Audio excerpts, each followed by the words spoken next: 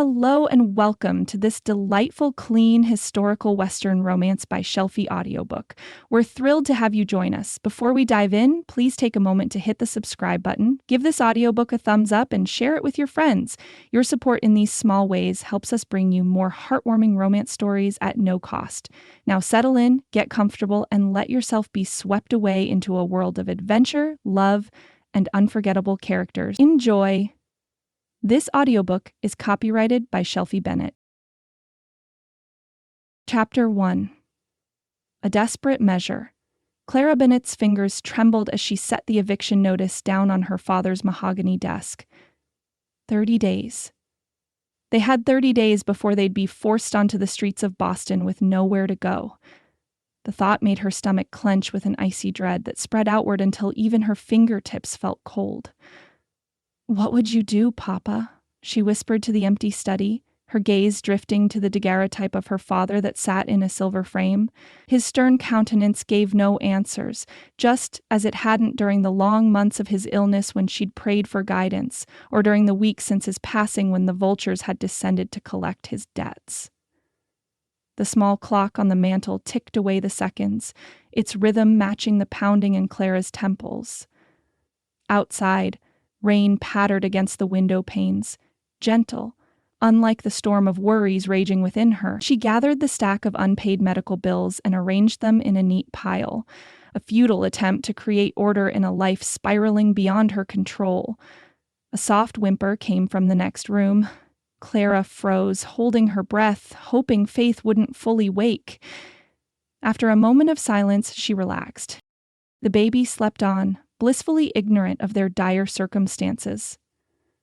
Clara pulled the oil lamp closer, its golden glow barely pushing back the shadows that seemed to grow longer with each passing day. Her meager salary from the girls' academy wouldn't stretch to cover both rent and the mountain of medical debts that her father's prolonged illness had accumulated.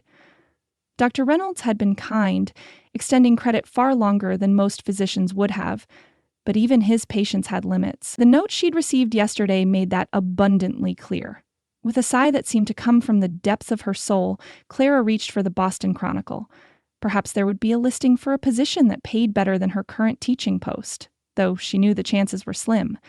Educated she might be, but opportunities for women were limited, especially for one with her particular burden. Her gaze moved methodically down the columns of classified advertisements. Positions for housekeepers and shopgirls offered less than she already earned. A governess role for a wealthy Beacon Hill family caught her eye until she noted the requirement. Unmarried lady of impeccable reputation, references required. Clara's hand instinctively moved to her throat, fingers brushing against the small gold locket that hung there. Inside was a tightly coiled strand of her sister Margaret's chestnut hair. The sister who had died of influenza 2 years earlier, the sister whose name Clara had given when the midwife asked who the mother was when Faith was born. The lie had slipped from her lips so easily in that moment of desperation, and now she lived it every day. Her finger paused at a small advertisement tucked at the bottom of the page. The bold heading "Wife Wanted" caught her attention. Widower seeks God-fearing woman as wife and mother to young son, must be of good character, literate, and capable of managing a household. Age 20 to 30, preferred, Colorado Territory. Clara read the words twice, then a third time. Colorado Territory. It might as well have been the moon, so distant was it from the brick and cobblestone streets of Boston.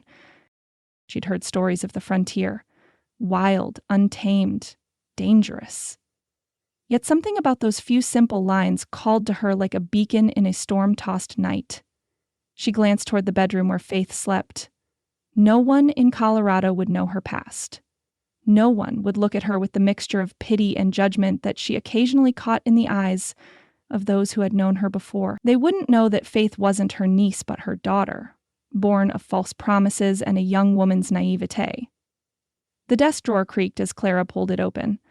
She removed a sheet of her father's good stationery, the kind with the watermark that spoke of better days, and dipped her pen in the inkwell. "Dear Sir," she began, then paused. What could she say? That she was desperate?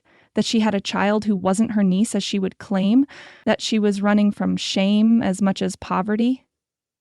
Clara closed her eyes, saying a silent prayer for forgiveness for the deception she was about to continue, for the new lies she would build upon the old.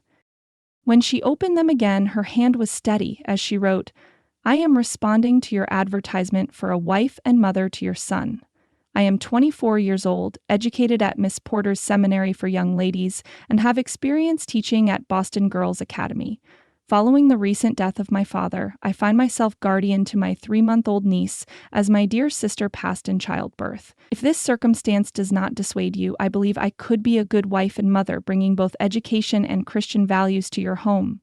The scratch of pen against paper filled the quiet room as Clara crafted a future from half-truths and desperate hope.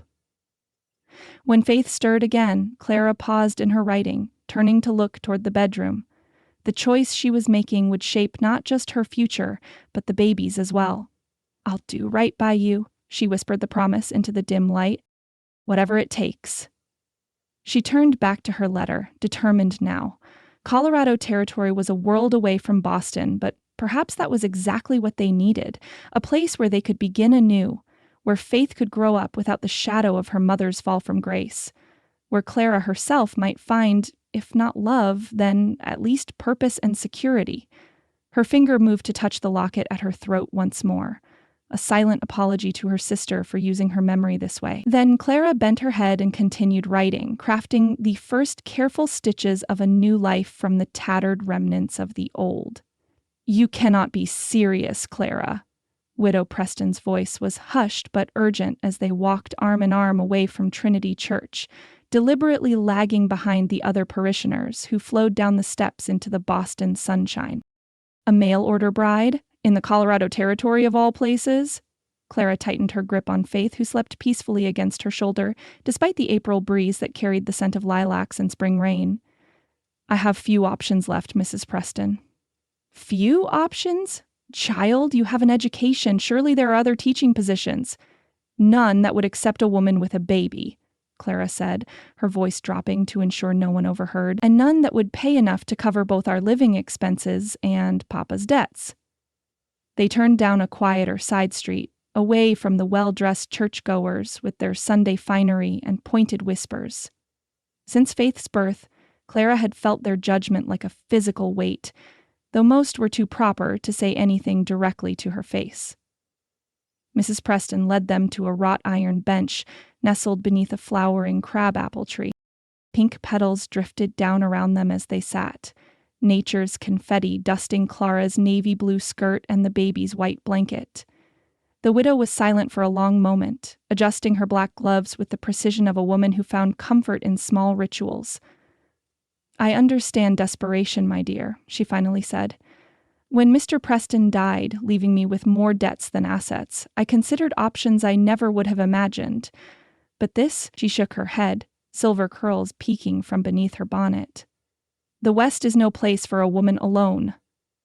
"I won't be alone," Clara pointed out. "I'll have a husband." "A stranger." "A man you know nothing about beyond a few lines in a newspaper." Clara glanced down at Faith, whose rosebud lips had parted slightly in sleep.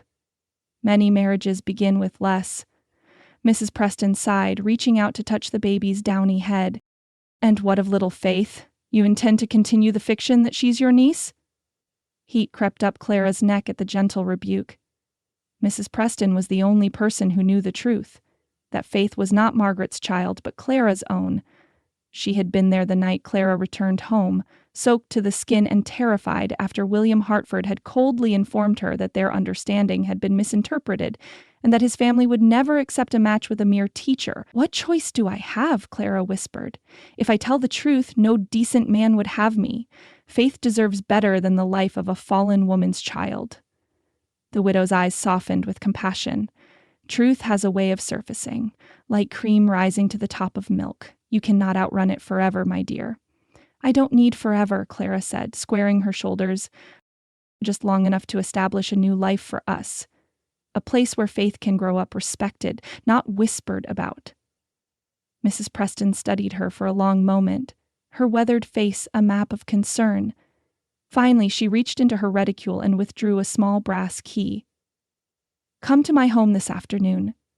I've some paper and ink you can use. Better quality than what you might afford just now. Relief washed over Clara. She hadn't expected immediate approval, but neither could she bear outright condemnation. You'll help me then? I'll help you compose a letter that's honest about everything except the one thing you're determined to hide, Mrs. Preston said firmly. And I'll pray that God's mercy extends to those who deceive for love's sake, though I cannot say I'm without misgivings. The widow's parlor was warm, heated by both the small coal fire in the grate and the afternoon sun slanting through lace curtains. Clara sat at the cherry wood secretary, pen poised over fine cream stationery that Mrs. Preston had saved for special correspondence. Faith lay in a makeshift bassinet nearby, occasionally making the small mewling sounds that preceded waking. Mr. Elijah Morgan, Clara read from the letter she'd received just yesterday. It arrived so quickly I hardly expected a response within the week. Mrs. Preston peered over her spectacles at the letter. He sounds respectable enough, a cattle rancher with a young son. His handwriting is educated, at least. He asks about my teaching experience, Clara said, skimming the neat script, and whether I'm hardy enough for frontier life. A small smile played at her lips. I suppose a delicate constitution wouldn't survive long in Colorado. Indeed not. The widow moved to the window, gazing out at the tidy street below. You should mention your gardening skills. Your father's roses were the envy of the neighborhood, and I imagine practical knowledge of growing things would be valuable out west. Clara nodded, dipping her pen in the inkwell. Mr. Morgan also asks if I have any encumbrances. The word hung in the air between them. Faith sighed in her sleep, one tiny fist escaping her blanket. He means family obligations that might prevent you from devoting yourself to his household, Mrs. Preston said carefully. Or financial burdens he would be taking on. Clara's pen trembled slightly. Or children. Yes, the scratch of the pen against paper seemed unnaturally loud as Clara began to write, forming each letter with deliberate care. Following my sister Margaret's tragic passing in childbirth, I have assumed guardianship of my infant niece Faith. While I understand this may not be the arrangement you envisioned, I can assure you that she will not be a burden. I have managed my teaching duties while caring for her these past months without difficulty. She paused, reading over what she'd written. There was truth woven in with the lies. Margaret had indeed died, though 2 years earlier of influenza, not childbirth, and Clara had managed to teach while caring for Faith, though only because Mrs. Preston had watched the baby during school hours. Should I mention that I have no expectation that Mr. Morgan would be financially responsible for Faith? Clara asked, looking up at her friend. Mrs. Preston's brow furrowed. That wouldn't be practical, child. If you marry this man, he will become Faith's guardian in the eyes of the law, regardless of your intentions. Better to be clear that you're offering him not just a wife, but a ready-made family, however small. Clara nodded and continued writing, describing her education, her household skills, and her willingness to adapt to Western life. With each sentence, the deception grew more elaborate, more real. By the time she signed her name at the bottom of the second page, she felt as though she were sealing away one life and opening the door to another. There, she said, blotting the ink carefully. What do you think? Mrs. Preston took the pages, reading them with the careful attention of a former schoolteacher herself. It's well written, modest, but not self-effacing. You've been honest about your capabilities without promising more than you can deliver. She handed the letter back. Except, of course, for the matter of Faith's parentage. Clara folded the letter precisely, creasing it with her thumbnail. It's the only way. Perhaps. The widow sat beside her, taking one of Clara's hands between her own. But remember this, my dear. Marriages built on deception, however well-intentioned, carry a terrible weight. Every untruth becomes a stone in the foundation. Too many, and the whole structure risks collapse. Faith stirred and began to fuss in earnest. Clara rose to lift her, cradling the baby against her chest as she had countless times before. Faith's eyes, so like Clara's own, blinked up at her trustingly. I would bear any burden, Clara whispered, any consequence, to give her a chance at a respectable life. Mrs. Preston watched them, her expression a mixture of admiration and worry. Then God go with you both. She moved to a small desk drawer and withdrew a few folded bills. For the postage, and perhaps a new bonnet for your journey west. You'll want to make a good first impression. Clara started to protest, but the widow shook her head firmly. Consider it my investment in Faith's future, and promise me one thing, right when you arrive safely. An old woman worries. I promise. Clara slipped the money into her reticule, throat tight with emotion. And thank you for everything. As she prepared to leave, letter safely tucked away, Clara paused at the door. Mrs. Preston? Do you believe God can forgive a sin committed before it happens, if the intention is pure?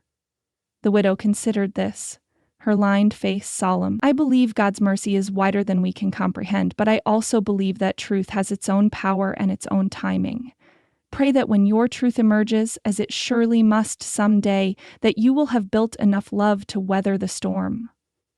Clara nodded, holding Faith a little closer as she stepped out into the lengthening shadows of the April afternoon. The letter in her reticule felt heavier than its single sheet of paper should. In it lay their future, a future built on necessary falsehoods but genuine hope. She could only pray that when the time came, as Mrs. Preston predicted it would, the man she was trusting with their lives would find it in his heart to understand why she had lied. Clara's hands trembled as she broke the seal on the letter that would determine their fate. The sturdy envelope bore a Colorado postmark and her name written in a bold, masculine hand. Faith lay on a quilt nearby, batting at a small cloth doll suspended above her, perhaps the last toy she would ever own that had belonged to Clara's own childhood. Unfolding the letter, Clara held her breath. 2 items fell out, a single sheet of paper and something heavier that fluttered to the floor. She stooped to retrieve it, her heart skipping when she realized what it was. A train ticket. One-way passage from Boston to Silver Creek, Colorado territory. Her eyes flew to the letter. Miss Bennett, your response to my advertisement has been considered with care. Your education and apparent good character would be welcome additions to our home. While I had not anticipated the presence of a child, I find no objection to providing for your niece alongside my son. Thomas is 4 years old and in need of maternal guidance that I, as his father, cannot provide. Enclosed you will find passage on the Western Pacific Railroad departing Boston on May 17th. This should allow adequate time for your preparations. Upon your arrival in Silver Creek, I shall meet you at the station. In anticipation of our meeting, Elijah Morgan, Clara pressed the letter to her chest, relief and terror washing over her in equal measure. He had accepted her. Accepted them both. In less than 3 weeks, she would leave behind everything familiar to marry a stranger, a cattle rancher in a territory she knew only from penny novels and newspaper accounts. We're going to Colorado, Faith, she whispered, lifting the baby into her arms. Faith responded with a gurgle, her tiny hands reaching for Clara's face. We're going to have a home. The next weeks passed in a flurry of preparations. Clara sold most of the furniture to a second-hand dealer who paid far less than it was worth, but more than she had expected. Her mother's silver tea service, the last vestige of their former gentility, went to a pawnbroker on Hanover Street, bringing enough to purchase sturdy boots, calico dresses, and a warm woolen cloak that Clara prayed would be sufficient for Colorado winter. Each night, after packing and sorting through the day, Clara sat at the desk that would soon belong to someone else and wrote in her journal. May 1, 1875, sold Mama's Petty-Point chair today. Couldn't bear to watch the dealer take it away. Faith smiled, her first real smile this morning. Not just gas, as Mrs. Preston insisted her previous ones were. I wish Papa could have seen it. Would he understand what I'm doing? Would he forgive me? May 8th, 1875. Mrs. Hargrove from church asked pointed questions about my plans. I told her I'm moving west to live with distant relations. Not entirely a lie, if Mr. Morgan becomes my husband. Her pitying look made my skin crawl. Better pity than the scorn that would follow if she knew the truth. May 12, 1875. 5 days until departure. Faith has outgrown her gowns already. Used the last of Mama's lace to trim a new one. What will Mr. Morgan be like? His handwriting is firm, educated. He mentioned nothing of affection or love. Perhaps that's for the best. This is a practical arrangement. If respect grows between us, that will be enough. On her final evening in the house, Clara walked through the empty rooms, memories echoing in each corner. Here was where her father had taught her Latin verbs by lamplight. There was the window seat where she had read poetry while dreaming of a very different future than the one now before her. And there, she paused at the threshold of her bedroom, was where Faith had been born on a cold January night with only Mrs. Preston to help bring her into the world. Clara closed her eyes, committing it all to memory. When she opened them again, her expression was resolute. The past was finished. Tomorrow would begin their future. The Boston railway station bustled with morning activity. Porters wheeling trunks, vendors hawking newspapers, families sending off loved ones or welcoming them home. Clara stood on the platform clutching Faith in one arm and her small valise in the other, her lone trunk already loaded in the baggage car. She wore her best blue traveling dress, freshly sponged and pressed, with a matching bonnet that Mrs. Preston had insisted on purchasing despite Clara's protests. "You look every inch the respectable young lady," Mrs. Preston said, adjusting Faith's blanket. "Mr. Morgan will consider himself fortunate to have secured such a bride." Clara attempted a smile, though her stomach churned with anxiety. "I still can't quite believe I'm going." "Second thoughts?" The widow's eyes were kind but searching. "Not second thoughts," Clara said quietly. "Just fear of the unknown. What if he dislikes me on sight? What if I can't manage a Western household? What if the sun fails to rise tomorrow?" Mrs. Preston interrupted gently. "We cannot live on what-ifs, my dear. We can only move forward in faith." The train whistle shrieked, signaling the final boarding call. Clara's grip on her valise tightened until her knuckles whitened. "I should go," Mrs. Preston embraced her suddenly, mindful of Faith between them. As they parted, Clara felt something being pressed into her gloved hand. "A small additional provision," the widow whispered, "for emergencies." Clara glanced down and saw the corner of several banknotes tucked into her palm. "Mrs. Preston, I can't." "You can, and you will." The older woman's tone brooked no argument. "Consider it a loan if your pride demands it. Repay me when you're settled." Tears threatened, but Clara blinked them back. She couldn't afford the luxury of weeping. Not now. "I'll write as soon as we arrive," Mrs. Preston nodded, touching Faith's downy head one last time. "Remember, Clara, God sees the heart behind our actions. Whatever comes, hold fast to that truth." The conductor called the final boarding. Clara hurried up the steps into the train, finding her seat by the window. As the train lurched forward with a hiss of steam, she pressed her hand to the glass, watching Mrs. Preston's figure grow smaller on the platform. Faith stirred against her chest, making small sounds of protest at the train's movement. Clara soothed her automatically, her eyes fixed on the receding cityscape of Boston, the brick buildings and church spires, the familiar streets now sliding away like scenes from another life. "It's just us now, little one," she murmured as the city gave way to countryside. She opened her reticule and withdrew the daguerreotype of her father, the locket containing Margaret's hair, and the small carte de visite of her mother that was the only image she possessed. These, along with Faith, were all she carried forward from her old life.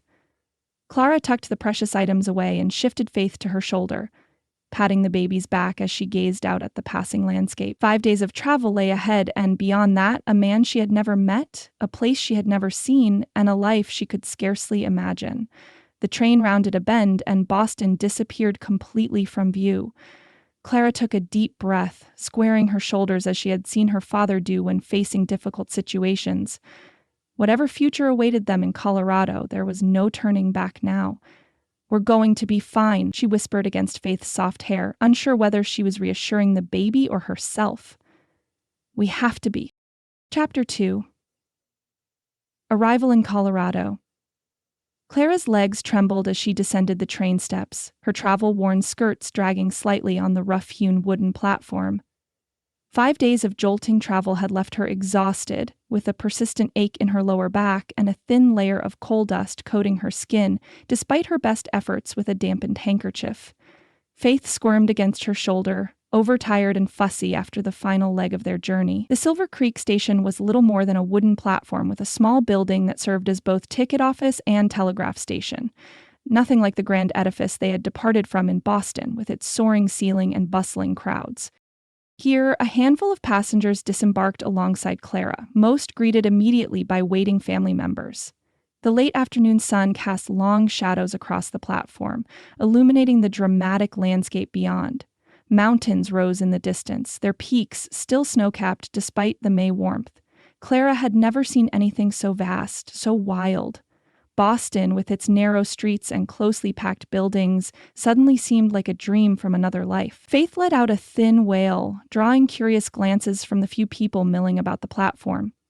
Clara shifted the baby to her other shoulder, patting her back soothingly while trying to maintain the dignity that her father had always insisted upon. "Hush now, little one," she murmured. "We've arrived." But arrived to what? Clara scanned the faces on the platform, searching for a man who might be Elijah Morgan. No one approached her. Her stomach tightened with anxiety. What if he had changed his mind? What if he had sent the ticket merely out of obligation, never expecting her to actually come? What if, "Ma'am? You look a mite lost." The station master, a weathered man with a drooping mustache, approached her. "Can I be of assistance?" Clara straightened her spine, summoning what remained of her composure. "I'm looking for Mr. Elijah Morgan. He was to meet me here." The station master's eyes widened slightly, taking in her Boston attire, the fine blue traveling suit with its fitted jacket and modest bustle, now creased and travel-stained, but still unmistakably Eastern. "You'd be the lady he's expecting from back east, then?" "Yes, I'm Miss Bennett, Clara Bennett." "Thought as much. Morgan's over yonder talking with Jenkins about his freight." The station master nodded toward the far end of the platform, where a tall figure stood in conversation with another man. "Been waiting most of the afternoon. Train's running late as usual." Clara's gaze followed his gesture. Even from a distance, Elijah Morgan cut an imposing figure. Taller than the freight manager by half a head, he stood with the easy confidence of a man accustomed to physical work. He wore no coat despite the cooling afternoon air, just a blue chambray shirt with the sleeves rolled up, revealing forearms browned by the sun. A weathered hat shadowed his face. "Thank you," Clara said, gathering her courage along with her small valise. Faith continued to fuss, her patience entirely spent. The station master touched the brim of his cap. "Welcome to Silver Creek, ma'am." Each step toward her future husband felt momentous. Clara was keenly aware of her appearance. Hair escaping its pins, gloves smudged with coal dust, and a fractious baby in her arms. Hardly the composed, capable woman she had presented herself as in her letters. She was still several yards away when Elijah Morgan turned, sensing her approach. His gaze found hers immediately, as though he had known precisely where she would be. Something in her chest fluttered. Nervousness, certainly, but also something else she couldn't name. His expression was difficult to read in the shadow of his hat brim, but she saw the moment his eyes dropped to Faith. There was no mistaking the flash of surprise that crossed his features, quickly mastered, but unmistakable. Clara stopped before him, suddenly uncertain of the proper greeting. Should she extend her hand? Curtsy? All the social niceties drilled into her by finishing school seemed woefully inadequate for this moment. "Mr. Morgan?" Her voice emerged steadier than she felt. He removed his hat, revealing dark hair that curled slightly where it met his collar. His face was lean and tanned, with lines at the corners of his eyes that spoke of long days squinting into the sun. Not a handsome face, perhaps, by Boston standards, but an arresting one. Strong jaw and honest. "Miss Bennett." His voice was deep, with a slight drawl that placed his origins somewhere in the south rather than the west. His eyes, a clear, startling blue, moved from her face to Faith and back again. "I see you've brought company." Faith chose that moment to let out another thin cry. Clara bounced her gently, feeling heat creep into her cheeks. "Yes, this is Faith, my niece. I did mention her in my letter." "You did." His tone revealed nothing about his thoughts on the matter, though I confess I pictured someone a bit older. Clara swallowed hard. "She's just 3 months. My sister." The lie still caught in her throat despite the many times she had rehearsed it. "My sister passed in childbirth." Something softened in his expression then. "I'm sorry for your loss." He stepped closer, studying Faith with a careful gaze. "She appears to have weathered the journey well enough."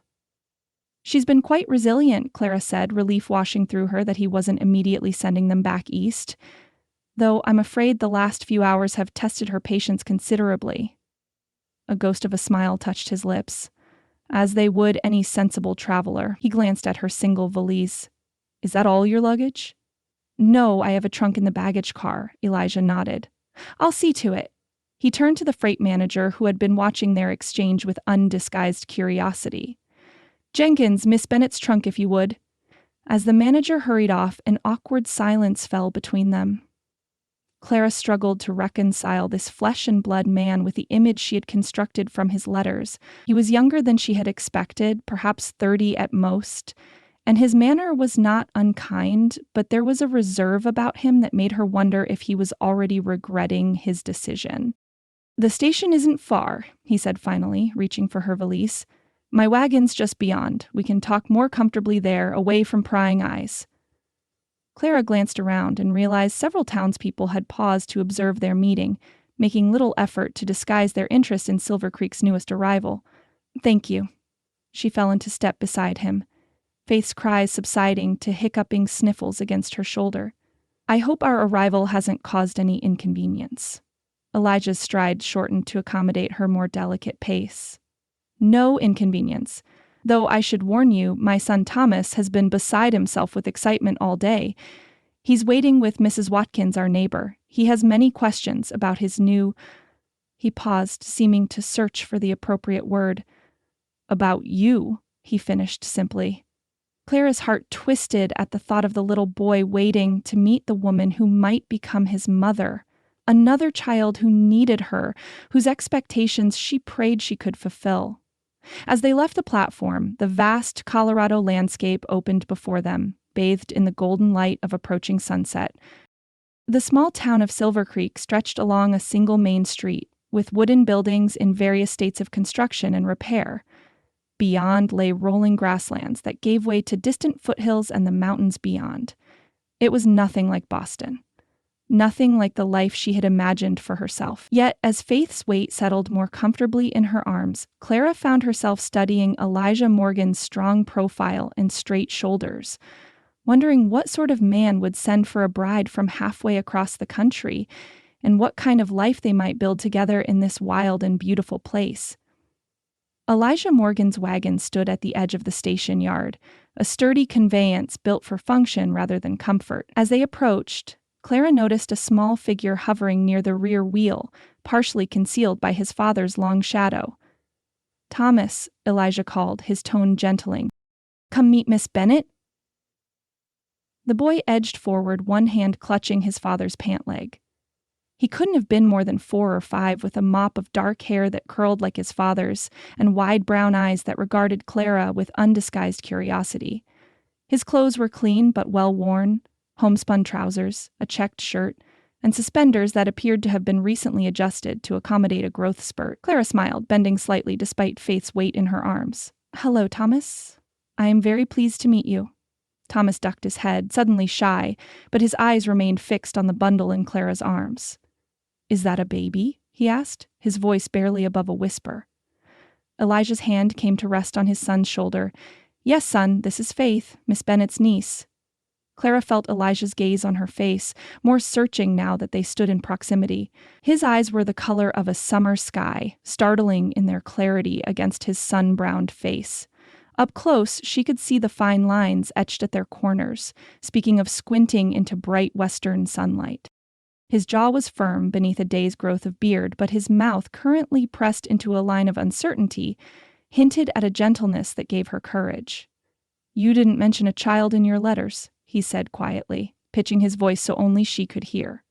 Clara shifted Faith to a more comfortable position, her heart beating so loudly she was certain he must hear it. I believe I did, Mr. Morgan. In my second letter, after you inquired about encumbrances, a slight furrow appeared between his brows. Perhaps I misunderstood. I thought you were speaking of an older child, a girl of walking age at least. I'm sorry for any confusion, Clara said, her carefully rehearsed explanation flowing more smoothly than she'd feared. My sister Margaret died, bringing Faith into the world just 3 months ago.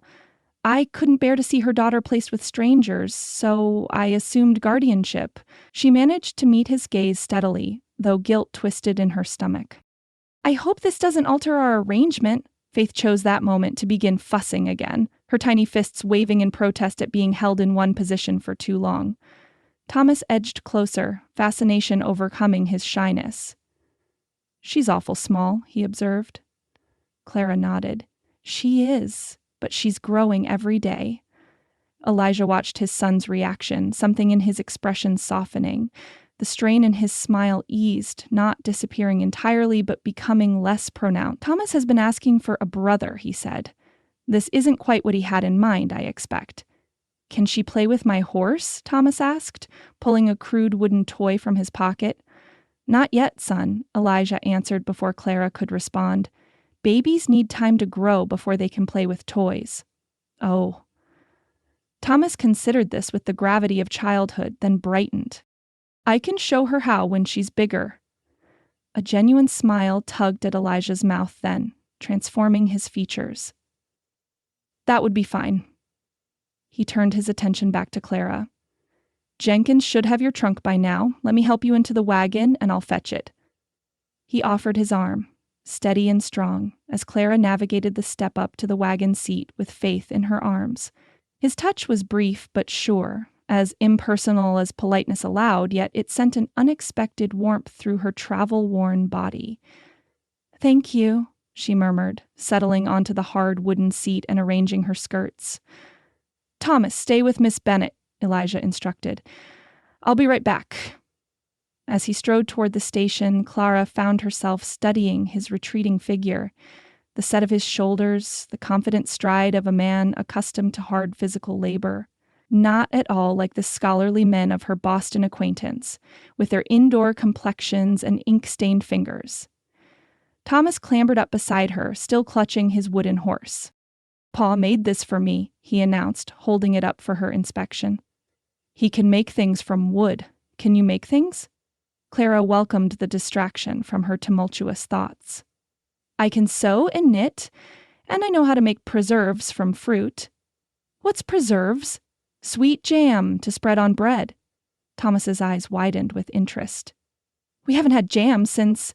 He stopped abruptly, his gaze dropping to the wooden horse in his hands. Since when? Clara prompted gently. Since Ma went to heaven, he said, so softly she almost didn't hear him. Before Clara could respond, Elijah returned, carrying her trunk as though it weighed nothing, though she knew it contained every worldly possession she and Faith owned. He secured it in the wagon bed, then climbed up to take the reins, his larger frame causing the wagon to dip slightly with his weight. It's about an hour to the ranch, he said, glancing at Clara and Faith. The road's not the smoothest. Will you be comfortable enough we can stop if the baby needs attention? The consideration in his voice eased something tight in Clara's chest. Whatever his reservations about her unexpected charge, Elijah Morgan was, at the very least, a kind man. We'll be fine, thank you, she assured him. Faith and I have endured far worse these past 5 days. Elijah nodded, clicked his tongue to the horses, and the wagon lurched forward, carrying Clara toward the unknown future that awaited them all. The wagon wheels rattled over the rutted dirt road, sending jolts up Clara's spine despite her best efforts to brace herself. Faith had finally succumbed to exhaustion, sleeping against Clara's chest with the deep, boneless slumber of infancy. Thomas sat between her and Elijah, occasionally bouncing on the seat in excitement when he spotted a jackrabbit or hawk. The late afternoon sun cast the landscape in gold and amber, illuminating a world so different from Boston that Clara might have been on another continent entirely. No crowded streets or tall brick buildings here, just vast open space that seemed to stretch forever, the distant mountains a jagged line against the sky. That's Harper's Creek, Elijah said, breaking a comfortable silence to point toward a ribbon of water meandering across the plains. Good fishing there. Thomas caught his first trout last summer. It was this big. Thomas stretched his arms wide, nearly toppling off the seat until Elijah steadied him with one hand.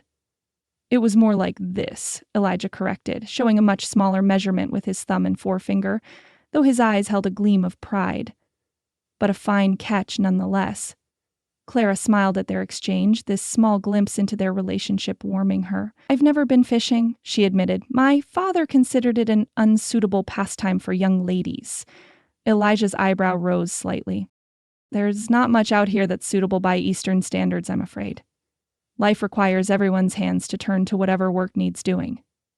"I'm not afraid of work, Mr. Morgan," Clara said, a touch of defensiveness creeping into her voice. "I may have been raised a gentleman's daughter, but circumstances have taught me to be practical." His expression softened. "I didn't mean to imply otherwise. And please, call me Elijah. Mr. Morgan makes me feel like my father." "Elijah," she repeated, the name feeling strange on her tongue. "And you must call me Clara," he nodded, turning his attention back to the horses. "We run about 40 head of cattle," he continued, clearly more comfortable discussing practical matters. "Not a large spread by some standards, but the land's good, and we're expanding slowly. I have one hired hand, Isaiah Washington. He lives in the bunkhouse with his wife, Mary." "Isaiah's got a big dog," Thomas interjected. "Bigger than me. His name is Rufus." "Will I meet them today?" Claire asked. "Isaiah's likely out with the cattle, but Mary might be at the house. She helps with cooking sometimes." Elijah gestured toward a stand of cottonwoods in the distance.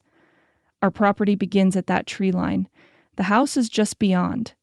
Clara followed his gaze, trying to envision the home that might soon be hers. "Do you grow crops as well as raise cattle?" "Some. Enough to feed ourselves and the livestock through winter. The garden's not been properly tended since—" He paused, glancing at Thomas, who was now leaning toward Clara, examining Faith with fascination. "Why's her face all scrunched up like that?" the boy asked. Clara welcomed the interruption. "Babies often sleep with funny expressions. Sometimes I think she must be dreaming." "What do babies dream about?" "I'm not certain. Perhaps milk and warm blankets? Those seem to be her favorite things." Thomas seemed to consider this seriously.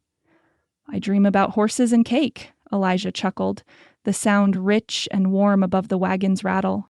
"And here I thought you dreamed about helping your pa with chores." Thomas wrinkled his nose. "That's not for dreaming. That's for daytime." The easy banter between father and son eased some of Clara's anxiety. Whatever else lay ahead, these two were good-hearted people. Faith stirred against her, making tiny mewling sounds that Clara recognized as the precursors to hunger. "Does she need something?" Elijah asked, his gaze flicking to the baby. "She'll be hungry soon," Clara admitted. "It's been several hours since her last feeding." "We're nearly there, just over this rise." Elijah urged the horses a bit faster, the wagon jolting as they crested a small hill. The Morgan Ranch spread before them, a modest homestead nestled in a shallow valley, with the cottonwood grove providing a windbreak to the north. The main house was larger than Clara had expected, built of sturdy logs with a proper shingled roof rather than the sod structures she'd glimpsed on the journey west. A spacious barn stood nearby, along with a smaller bunkhouse and various outbuildings. A kitchen garden lay to one side, its rows visible but clearly neglected, as Elijah had implied. Beyond the immediate buildings, fenced pastures rolled toward the horizon, a few cattle visible as dark shapes against the green-gold grass. Smoke rose from the house's stone chimney, suggesting someone had indeed prepared for their arrival. "It's beautiful," Clara said softly, meaning it. After the grime and noise of the train journey, the clean simplicity of the place called to something deep within her. Elijah glanced at her, seeming surprised by her genuine admiration. "It's not much compared to Boston, I expect." "It's exactly what I hoped for," she replied honestly. The space, the freedom, the distance from prying eyes and whispers, all of it represented the fresh start she desperately needed. As they pulled into the yard, chickens scattered before the wagon wheels, and a large dog bounded from behind the house, barking joyfully. Thomas bounced in his seat. "That's Rufus! Isaiah must be home." Faith startled awake at the commotion, her face crumpling in preparation for a hearty cry. Clara rocked her gently, surveying what might soon be her home with a mixture of trepidation and fragile hope. So much depended on the coming days, on whether Elijah could accept Faith as part of their bargain, on whether Clara could adapt to this rugged new life, on whether she could keep her secret long enough to build something real with this serious, kind-eyed man. The remote beauty of the place could become her sanctuary or her prison.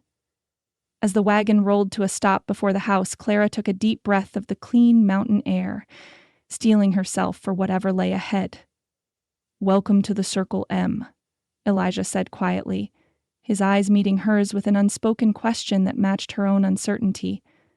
"I hope you'll find some measure of peace here."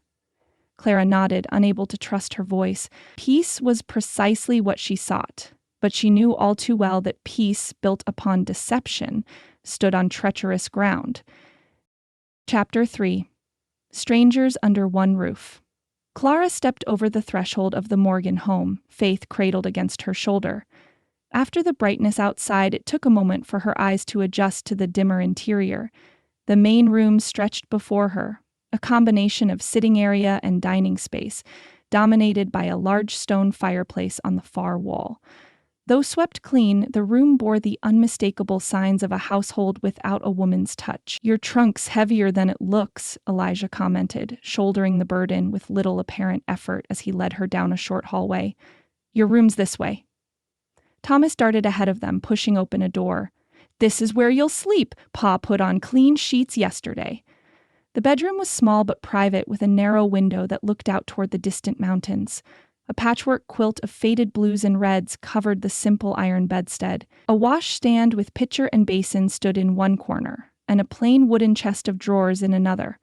A hook on the back of the door held a small mirror. Elijah set the trunk at the foot of the bed, straightening with a barely perceptible wince. "It's not much," he said, his tone apologetic. "Nothing like what you're used to, I expect." "It's lovely," Clara replied, meaning it. After sharing cramped quarters with Faith on the train, the simplicity of the room felt luxurious. "Thank you." Thomas bounced on his toes. "Where's the baby going to sleep?"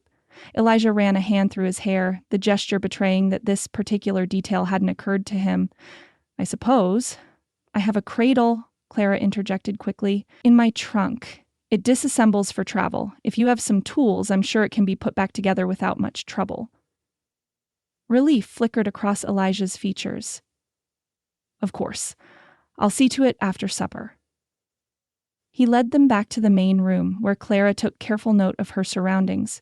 Though the floor had been recently swept, Thomas's wooden toys lay scattered near the hearth. A stack of newspapers occupied one chair, and a half-mended shirt had been draped over another. In the kitchen area, clean dishes were stacked haphazardly on the dry sink, as though someone had washed them but wasn't sure where they belonged. On the mantelpiece, a framed photograph caught Clara's eye. A young woman with dark hair and a serious expression gazed out from behind the glass.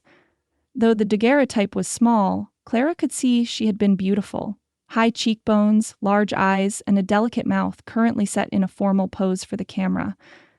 "My late wife, Emily," Elijah said quietly, noticing Clara's gaze. "Thomas has her eyes." Clara nodded, unable to find an appropriate response. The woman in the photograph seemed to watch her, evaluating the stranger who had come to take her place. Inadequacy washed over Clara. This woman had been Elijah's choice, his love. Clara was merely a practical solution to a difficult situation. "Mrs. Watkins from down the road comes to cook twice a week," Elijah continued, moving toward the kitchen area. "Other days, it's just beans and bread, I'm afraid. Isaiah's wife Mary helps when she can, but she has her own household to manage." "I'm quite capable in the kitchen," Clara assured him, shifting Faith to her other arm. The baby was starting to squirm, her patience waning after the long day. "Once I'm settled, I'd be happy to take over the cooking." Elijah's expression lightened. "That would be welcome. Mrs. Watkins means well, but her idea of seasoning is salt and occasionally pepper if she's feeling adventurous." He gestured toward a door off the kitchen. "The pantry's through there. Not as stocked as it should be, but there's a mercantile in town where we get supplies." Thomas tugged at Clara's skirt. "Do you know how to make apple pie?" "Pa says Ma made the best apple pie in the territory." Clara's throat tightened at the casual mention of what she had to live up to. "I do know how to make pie. My father was particularly fond of my cherry preserves." "What's preserves?" Thomas asked, his forehead wrinkling. "It's like jam," Elijah explained. "For bread, can we have some?" Not today, son. Miss Bennet hasn't had time to make any yet. Elijah glanced toward the window, noting the lengthening shadows. Supper should be ready soon. Mrs. Watkins promised to leave something in the warming oven before she headed home. As if on cue, Faith let out a hungry cry, her patience finally exhausted. Clara bounced her gently. I should tend to her. Is there somewhere I can— Your room would be most comfortable, Elijah said quickly, a hint of color touching his tanned cheeks. Take whatever time you need. We'll wait supper. Clara nodded gratefully, retreating to the small bedroom. As she settled on the edge of the bed to feed Faith, she heard Tomas's footsteps racing through the house, followed by Elijah's deeper voice calling him to help set the table. This was to be her home now, a place where a woman's touch was clearly needed, but where another woman's memory still held sway. Clara glanced down at Faith, nursing contentedly now. We'll find our place here, she whispered, hoping it was true. Supper was a simple affair: roast chicken, boiled potatoes, and carrots that had been cooked until they surrendered any hint of flavor or texture. Clara ate with more enthusiasm than the meal warranted, hunger overcoming culinary discernment after the long journey. Faith slept in a nest of blankets Clara had arranged on the bed in her room. The door left ajar so she could hear if the baby woke. Is it to your liking? Elijah asked, watching Clara take another bite of the bland potatoes. It's very satisfying, she replied diplomatically. Mrs. Watkins is generous to prepare meals for you. She was a friend of my mother's, Elijah explained, cutting Thomas's chicken into smaller pieces. She feels responsible for us, I think. The table was set correctly, Clara noticed, with proper placement of knives and forks, though the mismatched plates and single candles stuck in a tin holder spoke of practicality rather than elegance. Thomas sat with his feet swinging, unable to quite reach the floor from his chair, which had been raised with a stack of books. Did you have servants in Boston? Thomas asked suddenly, his childish curiosity knowing no boundaries. Thomas, Elijah admonished gently, that's not an appropriate question. It's all right, Clara said. We had a housekeeper when I was young, Thomas, but after my mother passed away, it was just my father and I. I learned to manage our household myself. Like Pa tries to do, Thomas observed, reaching for his milk cup. Yes, I suppose so.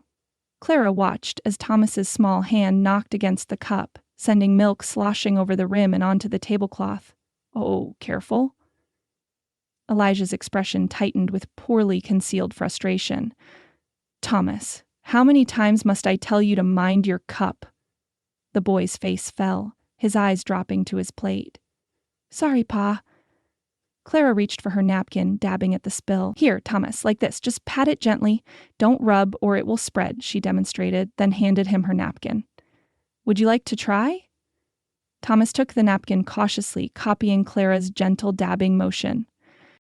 Like this. Exactly right, she approved. Spills happen to everyone. The trick is knowing how to clean them up properly. Elijah watched this exchange, his irritation fading to something like thoughtfulness. You're good with him, he said quietly. Clara felt warmth rise to her cheeks at the simple compliment. I've taught children his age. They're eager to learn when given the chance. A tentative peace settled over the table as they finished their meal. Thomas, emboldened by Clara's intervention, began chattering about the chickens he'd helped feed that morning and a frog he'd found by the water trough. Elijah responded with the studied patience of a man unused to childish conversation but trying his best. The awkwardness between them was palpable. A father and son who loved each other deeply but lacked the easy communication that a mother might have facilitated. From the bedroom, Faith's cry suddenly pierced the quiet. Clara set down her fork immediately. Excuse me, please, she must be hungry again. Of course, Elijah said, rising slightly as she stood, the instinctive courtesy of a gentleman. Take your time. Clara hurried to tend to Faith, leaving the door partially open so she could hear if she was needed. As she settled on the bed with the baby, the low murmur of voices carried from the kitchen. Is she going to be my new mama? Thomas's clear voice asked, no attempt made to lower his volume. There was a pause, and Clara found herself holding her breath, waiting for Elijah's response. We're getting to know each other first, son, came his measured reply. Miss Bennet has come a long way to meet us, and we need time to see if we suit. I like her, Thomas declared with a child's simple certainty. She doesn't get mad about spilled milk. Elijah's chuckle was warm, if brief. There's more to consider than spilled milk, but yes, she seems kind. And pretty, Thomas added. Not as pretty as Ma in her picture, but pretty. Another pause, longer this time. Yes, Elijah finally agreed, his voice so quiet Clara almost missed it.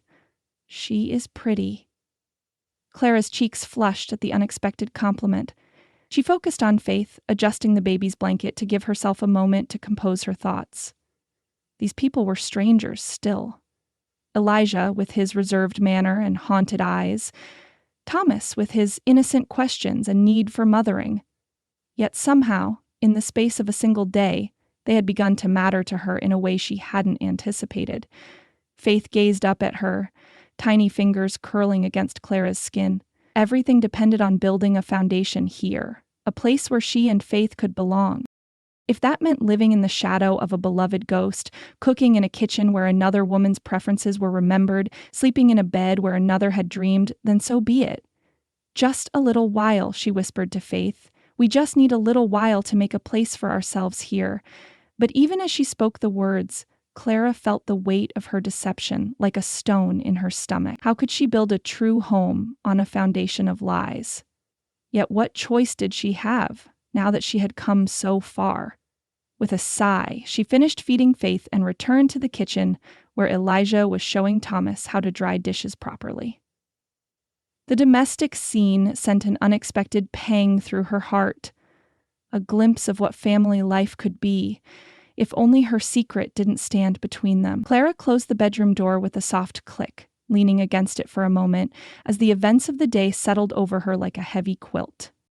Elijah had assembled Faith's cradle after supper, his capable hands making quick work of the task while Clara bathed the baby in a small tin tub by the fire.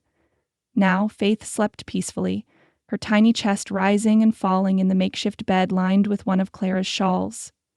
The single oil lamp cast long shadows across the unfamiliar room. Clara moved to her trunk, kneeling before it and lifting the lid with reverence. These few possessions represented the sum total of her former life, the only bridge between who she had been in Boston and who she must become in Colorado.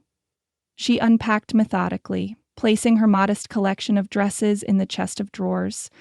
Her fingers lingered on the blue silk she had worn to her father's funeral, now carefully folded and unlikely to be needed in this new life. Next came Faith's gowns and diapers, stacked neatly beside her own garments. A small bundle of books, her Bible, a volume of Tennyson's poetry that had been her mother's, and a primer she had used in her teaching. At the bottom of the trunk lay her journal and a small wooden box containing her most precious possessions. Her mother's cameo brooch, her father's pocket watch, and the letters from Elijah Morgan that had brought her to this moment. Clara withdrew the topmost letter, unfolding it carefully. The paper had been creased and smoothed many times during the journey west, the words nearly memorized through repeated readings. Miss Bennet, your letter arrived at a time when I had nearly abandoned hope of finding a suitable companion. Your education and refinement are evident in your writing, as is your practical nature. I seek not a romantic attachment, but a partnership based on mutual respect and Christian values. My son requires a mother's guidance, and I require a helpmate who understands the challenges and rewards of life in this territory. If you find these terms agreeable, I await your response and remain, respectfully yours, Elijah Morgan. A partnership based on mutual respect, Clara whispered, tracing his bold handwriting with her fingertip. How could respect grow from the seed of her deception? Yet in the few hours since her arrival, Elijah had shown himself to be exactly as his letters had suggested. Honorable, straightforward, perhaps a bit reserved, but kind in his own quiet way. Rising from the trunk, Clara moved to the small window. She pushed aside the simple muslin curtain to reveal a night sky unlike anything she had known in Boston. Stars crowded the heavens, so numerous and brilliant they seemed almost within reach. The vastness of it stole her breath, this endless canopy stretching above a land equally vast and unknown. The immensity of what she had done suddenly overwhelmed her. She had crossed a continent based on a handful of letters, bringing an infant whose very existence she had misrepresented.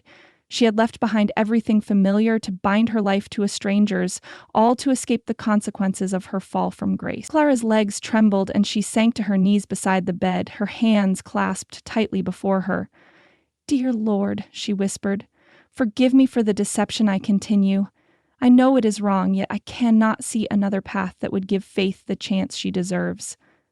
Her fingers tightened until the knuckles showed white. "Grant me strength to be what Thomas needs, what Mr. Morgan, what Elijah requires in a wife. Help me build something true from this false beginning." From the cradle came a whimper, then another. Clara rose quickly and lifted Faith before her cries could wake the household. The baby settled against her shoulder, content simply to be held. Clara paced the small room, her stockinged feet silent on the wooden floor. "This is our home now," she murmured against Faith's downy head. "It may not be grand, but there's goodness here." She thought of Thomas's eager questions, of Elijah's careful courtesy. "There's a little boy who needs a mother's love, and a good man who deserves honesty. I cannot give him yet." Faith's weight grew heavier as she drifted back to sleep, her complete trust a burden heavier than her tiny body. Clara continued her quiet monologue, as much to convince herself as to soothe the baby. "Mr. Morgan might become your father someday, if we're very fortunate. He's an honorable man. I can see it in how he treats his son, in the respect the people in town showed him." She swallowed hard. "If he knew the truth about us. But he won't. Not until we've proven ourselves indispensable." She returned Faith to the cradle, tucking the blanket around her with meticulous care. Then she moved to the washstand, pouring water from the pitcher into the basin. As she washed her face and hands, Clara caught sight of her reflection in the small mirror. The woman who gazed back at her seemed both familiar and strange. The same features she had always known, but with eyes that held new awareness. This was no longer Clara Bennett, respectable school teacher and gentleman's daughter. This was Clara who had fallen, who had lied, who now sought redemption in a place where no one knew her shame. She changed into her nightgown and unpinned her hair, letting it fall in a chestnut wave down her back. With one last check on Faith, she slipped between the sheets of the unfamiliar bed. The mattress was stuffed with straw rather than feathers, crackling slightly as she shifted to find a comfortable position. From somewhere in the distance came the howl of a coyote, answered by another farther away. Strange sounds in a strange land. Clara pulled the quilt to her chin, its weight somehow comforting despite its unfamiliarity. Tomorrow would bring new challenges. Learning the rhythms of this household, discovering what Elijah expected of her, finding her place in this remote corner of the world. But tonight she had shelter, Faith was safe, and perhaps, just perhaps, they had found a man kind enough to forgive her deception when the time came to reveal it. With that fragile hope, Clara closed her eyes and surrendered to exhaustion, the vast Colorado sky keeping watch through her window. Chapter 4. Finding Her Place. Faith's hungry cries pierced the pre-dawn darkness, pulling Clara from a deep, dreamless sleep. For a disorienting moment, she couldn't place the unfamiliar shadows in the room or the rough texture of the quilt against her skin. Then memory returned. The train journey, Silver Creek Station, Elijah Morgan's weathered face watching her with cautious eyes. She slipped from bed, the cold floorboards shocking against her bare feet. Faith's cries grew more insistent as Clara lifted her from the cradle, cradling her close to share her warmth. "Hush, little one," she whispered. "We mustn't wake the entire household." Clara pulled a shawl around her shoulders over her white cotton nightgown. The hallway beyond her door was dark, but a faint gray light seeped through the kitchen window at the far end, hinting at the approaching dawn. She made her way carefully, Faith's cries softening to whimpers against her shoulder. The kitchen stove stood cold and black against the wall. Clara had prepared bottles for Faith during their journey, but always with the assistance of obliging hotel staff or train porters. Now she faced the daunting task of lighting the stove and warming milk in an unfamiliar kitchen, all without disturbing Elijah and Tomas. She found matches in a tin by the stove and managed to light the kindling laid in the firebox. While waiting for it to catch, she located the pantry door Elijah had shown her yesterday. Inside, a small crock of milk sat on a stone slab, still cool from the night air. She filled a small pan and set it on the stove, bouncing Faith gently as the milk began to warm. The sound of a floorboard creaking was her only warning before a deep voice spoke from the doorway. "You're up early," Clara startled, turning to find Elijah standing in the kitchen entrance. He was already dressed for the day, in a clean but well-worn flannel shirt and denim trousers, his dark hair damp from washing.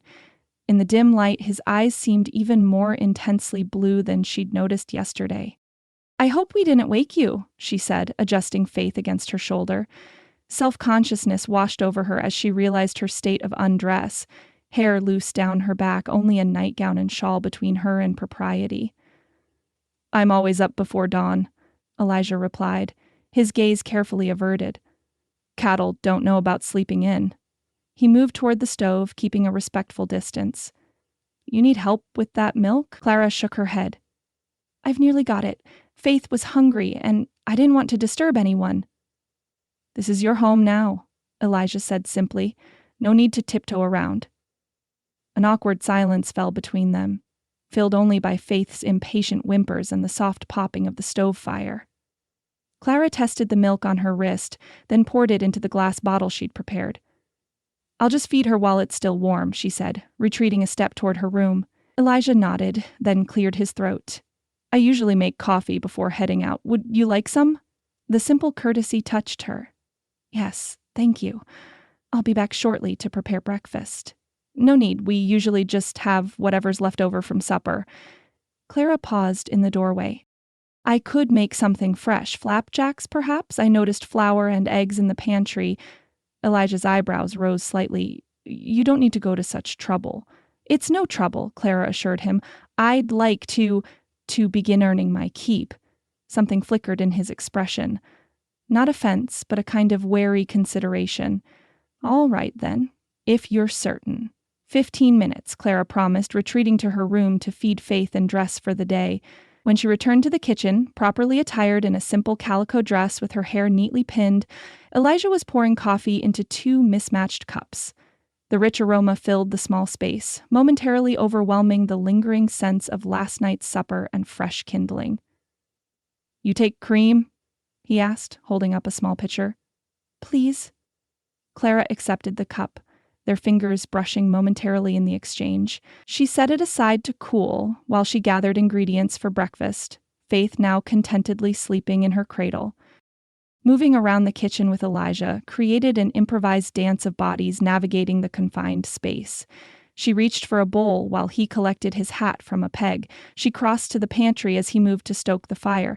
Each near collision brought a murmured, "Pardon me," or "Excuse me," the careful courtesy of strangers learning to share quarters. Clara mixed batter with practiced efficiency, finding unexpected comfort in the familiar task. As she poured the first dollop onto the hot griddle, the shuffle of small feet announced Thomas's arrival. The boy appeared in the doorway, hair tousled from sleep, eyes widening at the sight of Clara at the stove. "Are you making breakfast?" he asked, a hint of wonder in his voice. "Flapjacks," Clara confirmed with a smile. "Would you like to set the table while they cook?"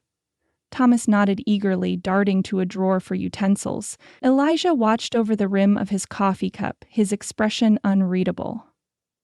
"Pa usually just gives me bread with molasses," Thomas confided, carefully placing forks beside each plate. "Sometimes it's burned." "Thomas," Elijah admonished gently, though Clara caught the hint of embarrassment beneath his stern tone. "Well, it is," Thomas insisted. "You said yourself you're not much good at cooking, Pa." A reluctant smile tugged at Elijah's mouth. "I believe I said I had other talents, and cooking wasn't among them." Clara flipped the flapjacks, pleased with their golden brown color. "Everyone has different gifts, Thomas. Your father is skilled with his hands. He assembled Faith's cradle perfectly last night. And I've seen the fine wooden horse he carved for you." Thomas beamed with pride. "Pa could make anything from wood. He made my bed and the table and even the rocking chair by the fire." "Is that so?" Clara glanced at Elijah with genuine admiration. His craftsmanship explained the sturdy, well-made furniture she'd noticed throughout the house. Elijah shrugged, though the tips of his ears had reddened slightly. Necessity teaches many skills. Indeed it does, Clara agreed, sliding the first batch of flapjacks onto a plate. Thomas, would you like honey on yours? Can I have maple syrup? The boy's eyes shone with hope. Pa got some from the mercantile at Christmas, but we're saving it for special. Clara glanced at Elijah, who nodded almost imperceptibly. I believe this morning qualifies as special, son. Miss Bennet's first breakfast with us. Thomas whooped with delight, rushing to the pantry to retrieve the precious bottle. As Clara served the flapjacks, the kitchen filled with the homely scents of good food and fresh coffee. Thomas dug in immediately, syrup dripping from his fork as he proclaimed them the best flapjacks in all of Colorado Territory. Elijah ate more sedately but with evident appreciation. These are fine, Miss Bennet, he said, reaching for a second helping. Very fine indeed. The sincerity in his voice warmed her more than the stove's heat. When he smiled, a genuine smile that reached his eyes, Clara felt something shift between them, like the first stone set in a foundation yet to be built. Thank you, she said simply, taking her own seat at the table. And please, call me Clara. Elijah nodded, passing her the syrup. Clara, he repeated, her name sounding different in his deep voice, not quite familiar yet, but no longer strange either. Outside, the dawn had bloomed into full morning, golden light spilling through the kitchen window. Faith slept peacefully in her cradle, Thomas chattered happily between bites, and Elijah Morgan looked at Clara with something that might, in time, grow into trust.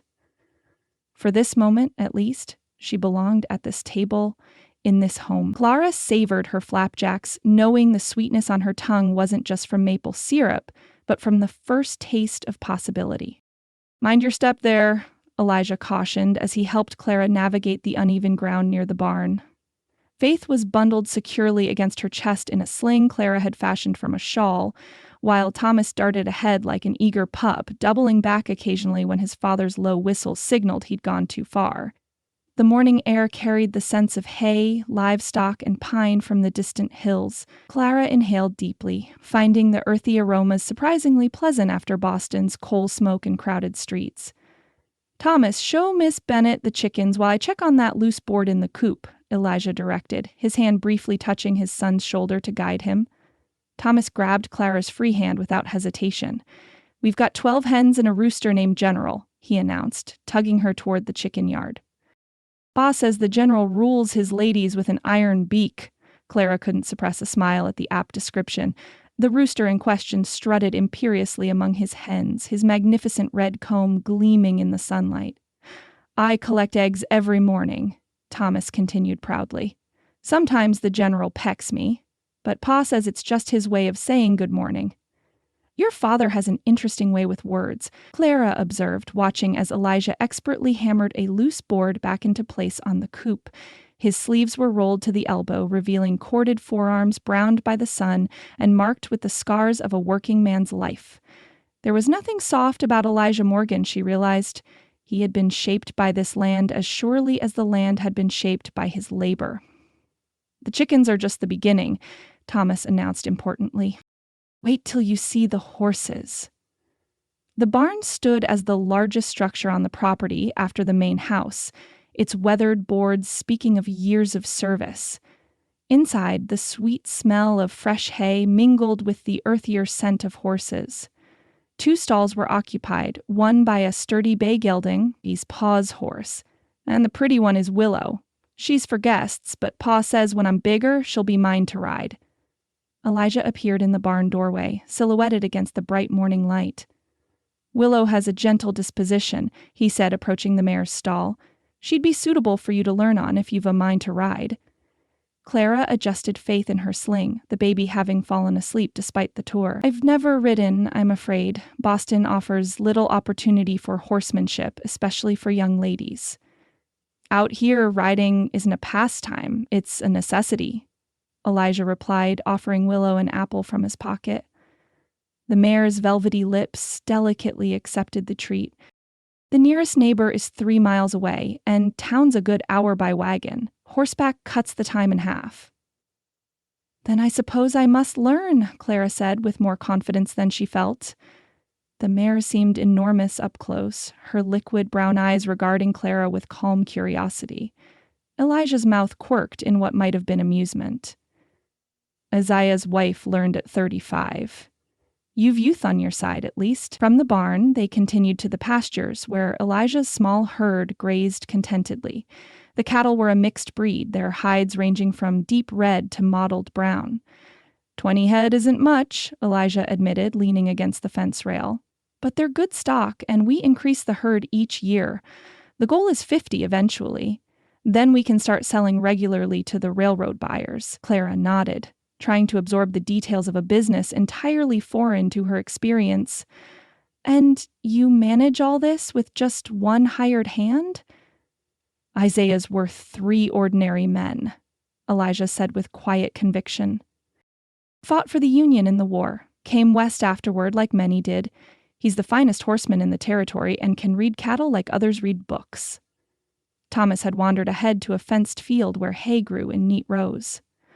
And this is for winter, Elijah explained, following her gaze. When snow covers the grazing land, the cattle need fodder. As they walked back toward the house, Clara noticed a large rectangular plot near the kitchen door, overgrown with weeds, but clearly once having been a garden. The remnants of neat rows could still be discerned beneath the wild growth. Was this a garden? She asked, stopping to examine the plot. Elijah's face tightened almost imperceptibly. Emily, my wife, kept it well. Since she passed, it's gone to seed. Mrs. Watkins helped plant a few things last spring, but without daily tending. He let the sentence trail off, but the implication was clear. No one had time or inclination to maintain it. Clara knelt, pulling aside some weeds to examine the soil beneath. The earth is good here, she observed, rich and dark. With some work, it could be productive again. Elijah looked at her with mild surprise. You know something of gardening. My father believed in practical education, Clara replied, brushing dirt from her fingers. The soil's fertile promise stirred memories of the small garden behind their Boston home, where she had learned to coax life from seemingly barren ground. I could revive it with your permission. A kitchen garden would provide fresh vegetables through summer and into fall. What she didn't say was how she had expanded that small garden during the war, when prices soared and her father's income dwindled. How she had learned to make 2 cabbages stretch for a week, to save every potato eye for replanting, to gather wild dandelion greens when their stores ran low. You'd be willing to take it on? Elijah asked, studying her with new interest. I would. It would be... Clara paused, searching for the right word. Satisfying to see things grow again. Something in Elijah's expression softened, as though her simple desire to bring life back to abandoned earth resonated deeper than she'd intended. Then, the garden is yours to manage as you see fit, he said. I'll have Isaiah plow it under this week to give you a fresh start. Thomas tugged at Clara's skirt. Can I help? Ma used to let me plant seeds. Clara felt Elijah tense beside her at the casual mention of his late wife, but his voice remained steady when he spoke. That's for Miss Bennet to decide, son. I would welcome your help, Thomas, Clara assured him, touched by the boy's eagerness to connect with his mother's memory through this simple act of cultivation. Every garden needs a good assistant gardener. Faith stirred against her chest, reminding Clara of the passage of time. The morning had slipped away during their tour, and the baby would soon need feeding. We should head back, Elijah said, noting her glance at Faith. You've seen most of it now. Not grand by any measure, but it's ours. A year ago we had only 15 head and half the grazing land. By next year, he stopped, seeming to catch himself making plans that might not include her. It's a fine property, Clara said sincerely. You've built something substantial here, something to be proud of. The approval in her voice brought unexpected color to Elijah's tanned cheeks. He ducked his head slightly in acknowledgement before turning toward the house. Come on then.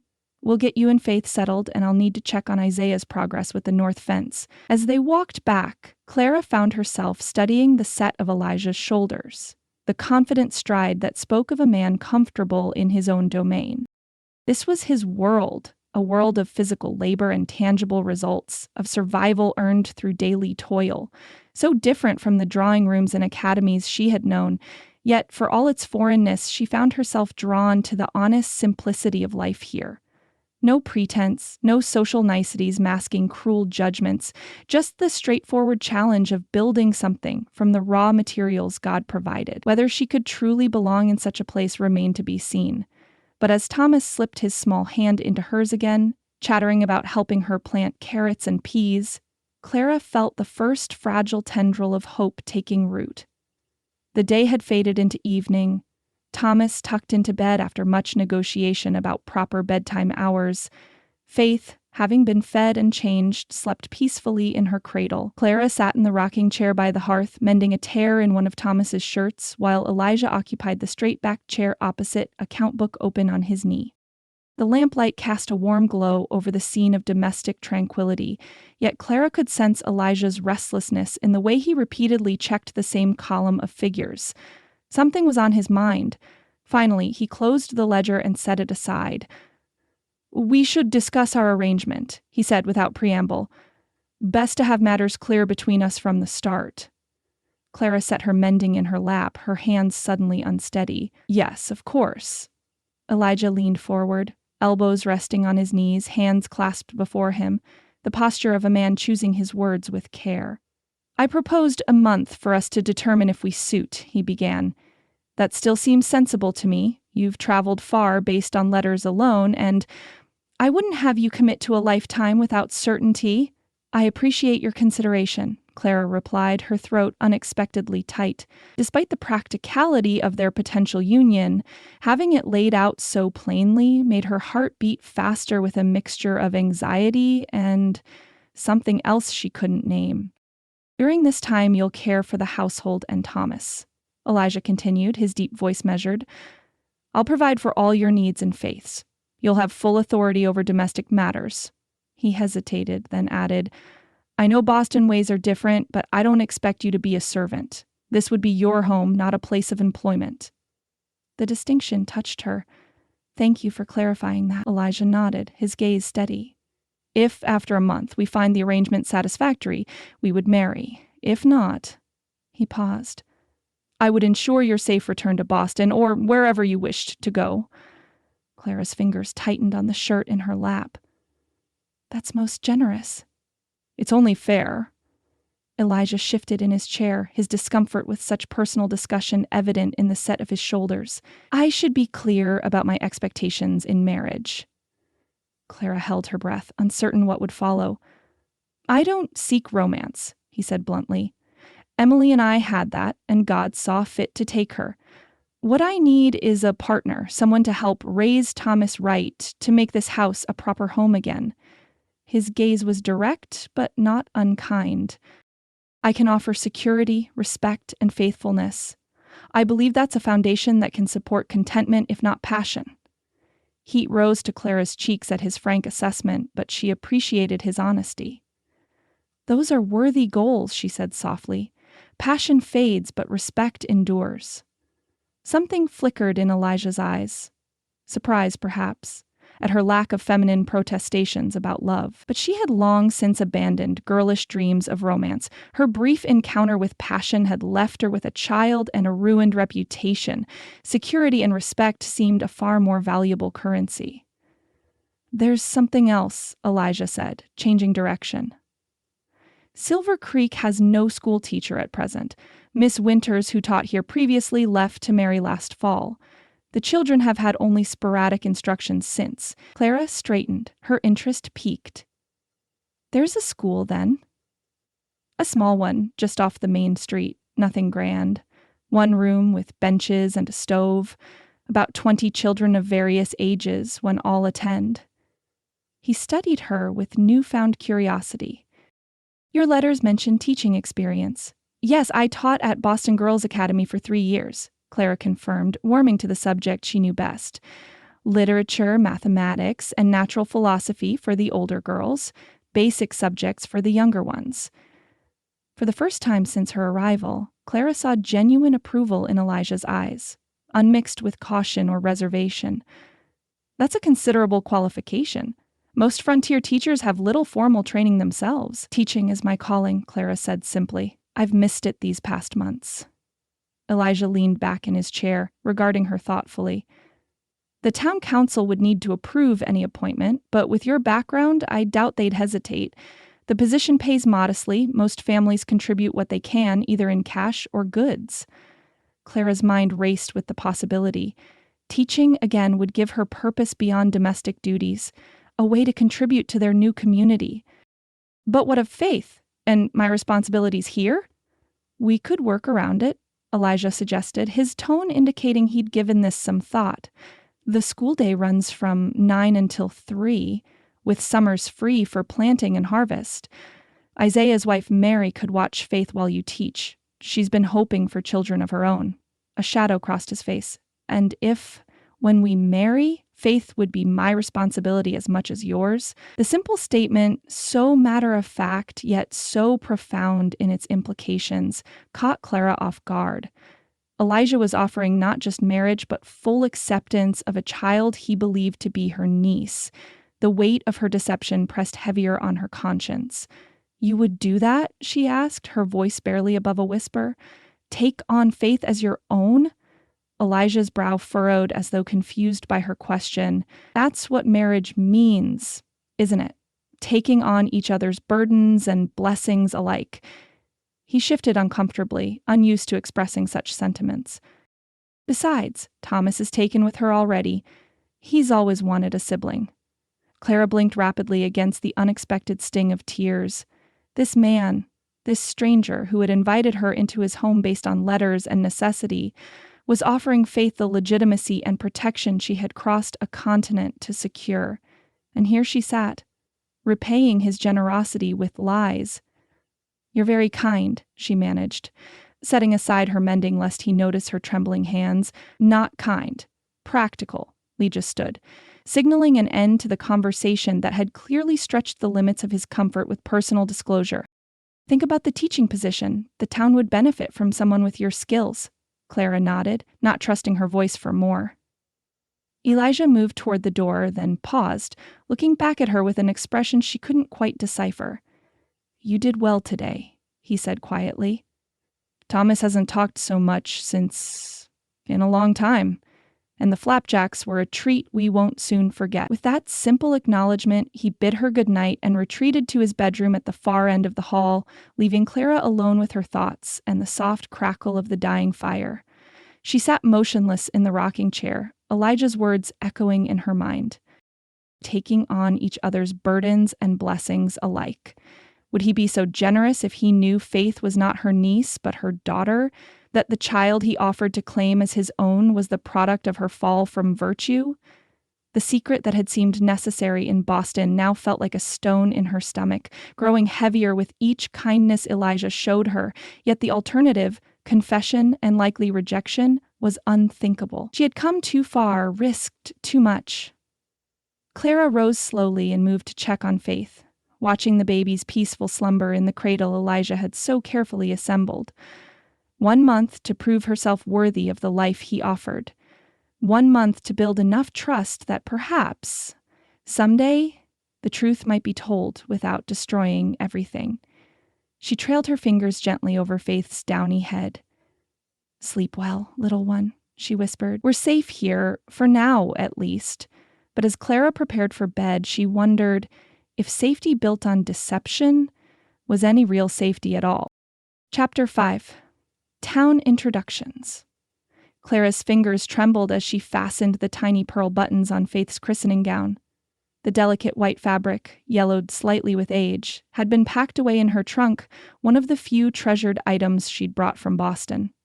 Faith squirmed, her tiny fists waving in protest. Just a moment more, sweet girl, Clara murmured, bending to press a kiss against her daughter's forehead. We must look our best today. She straightened and caught her own reflection in the small mirror hanging on the bedroom wall. The dress she wore was her finest, deep blue wool with a modest lace collar, now somewhat travel-worn but still presentable. She'd spent an hour the previous evening pressing it with heated irons, determined to make a proper impression on the townspeople of Silver Creek. After arranging her hair in a simple chignon, she lifted Faith into her arms and drew a steadying breath. For a moment she considered the Bible sitting on her bedside table, the letter tucked within its pages. Her stomach clenched. The white lie she'd told upon arriving had grown into something far more complicated, and with each passing day, the weight of her deception grew heavier. "Lord, give me strength," she whispered, then squared her shoulders and stepped into the main room of the ranch house. Elijah stood by the fireplace, dressed in a crisp white shirt and dark suit that transformed him from rugged rancher to striking gentleman. Thomas fidgeted beside him, uncomfortably neat in his Sunday clothes. When Elijah turned and caught sight of her, his eyes widened slightly, a look of unmistakable male appreciation warming his gaze. "You look," he cleared his throat, "you both look very nice." Her cheeks warmed under his scrutiny. "Thank you, as do you and Thomas." "Papa made me wash behind my ears twice," Thomas complained, tugging at his collar. Elijah's hand came down gently on his son's shoulder. "And you'll thank me when Miss Preston doesn't mistake you for a field mouse that crawled in from the barn." The journey into Silver Creek passed in relative silence, with Thomas's occasional questions providing the only conversation. Clara found herself stealing glances at Elijah, noting how the Sunday suit emphasized the breadth of his shoulders and the strong line of his jaw. When he caught her looking, she quickly turned away, focusing instead on the landscape rolling past the wagon. The white clapboard church came into view as they crested a small hill, its simple steeple reaching toward the cloudless Colorado sky. Several wagons and horses were already gathered outside, and Clara's pulse quickened at the sight of women in their Sunday finery, men in dark suits and children scrubbed clean for services. "Ready?" Elijah asked quietly as he brought the wagon to a halt. Clara nodded, though her throat had gone dry. He came around to help her down, his hand strong and steady at her waist. For an instant, they stood close enough that she could detect the clean scent of soap and something uniquely male that made her heart skip oddly. "Mrs. Morgan," a booming voice called, breaking the moment. "At last we meet." A tall man with silver-streaked dark hair and an expansive smile approached, arms outstretched in welcome. Beside him, a plump, pleasant-faced woman hurried forward. "Reverend Parker," Elijah said, nodding respectfully. "Mrs. Parker. May I present my wife, Clara, and our daughter, Faith." "Welcome, my dear." Reverend Parker clasped her hand warmly. "Elijah has told us so much about you in his letters." Clara's smile froze. "Letters? What letters?" She managed a nod, desperately hoping her confusion didn't show. "Sarah Parker," the Reverend's wife said, already reaching for Faith with practiced hands. "Oh, what a beautiful child. May I?" Before Clara could respond, Faith was being expertly cradled in Mrs. Parker's arms, the older woman cooing delightedly. Come inside," Reverend Parker urged. "The bell will ring any moment." Thomas had already spotted a group of boys his age and was looking hopefully toward them.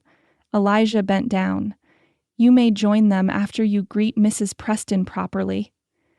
The elderly widow stood near the church steps watching their approach with sharp eyes that missed nothing. Thomas dutifully went to offer his greetings while Clara found herself guided toward the church entrance, Elijah's hand resting lightly at the small of her back.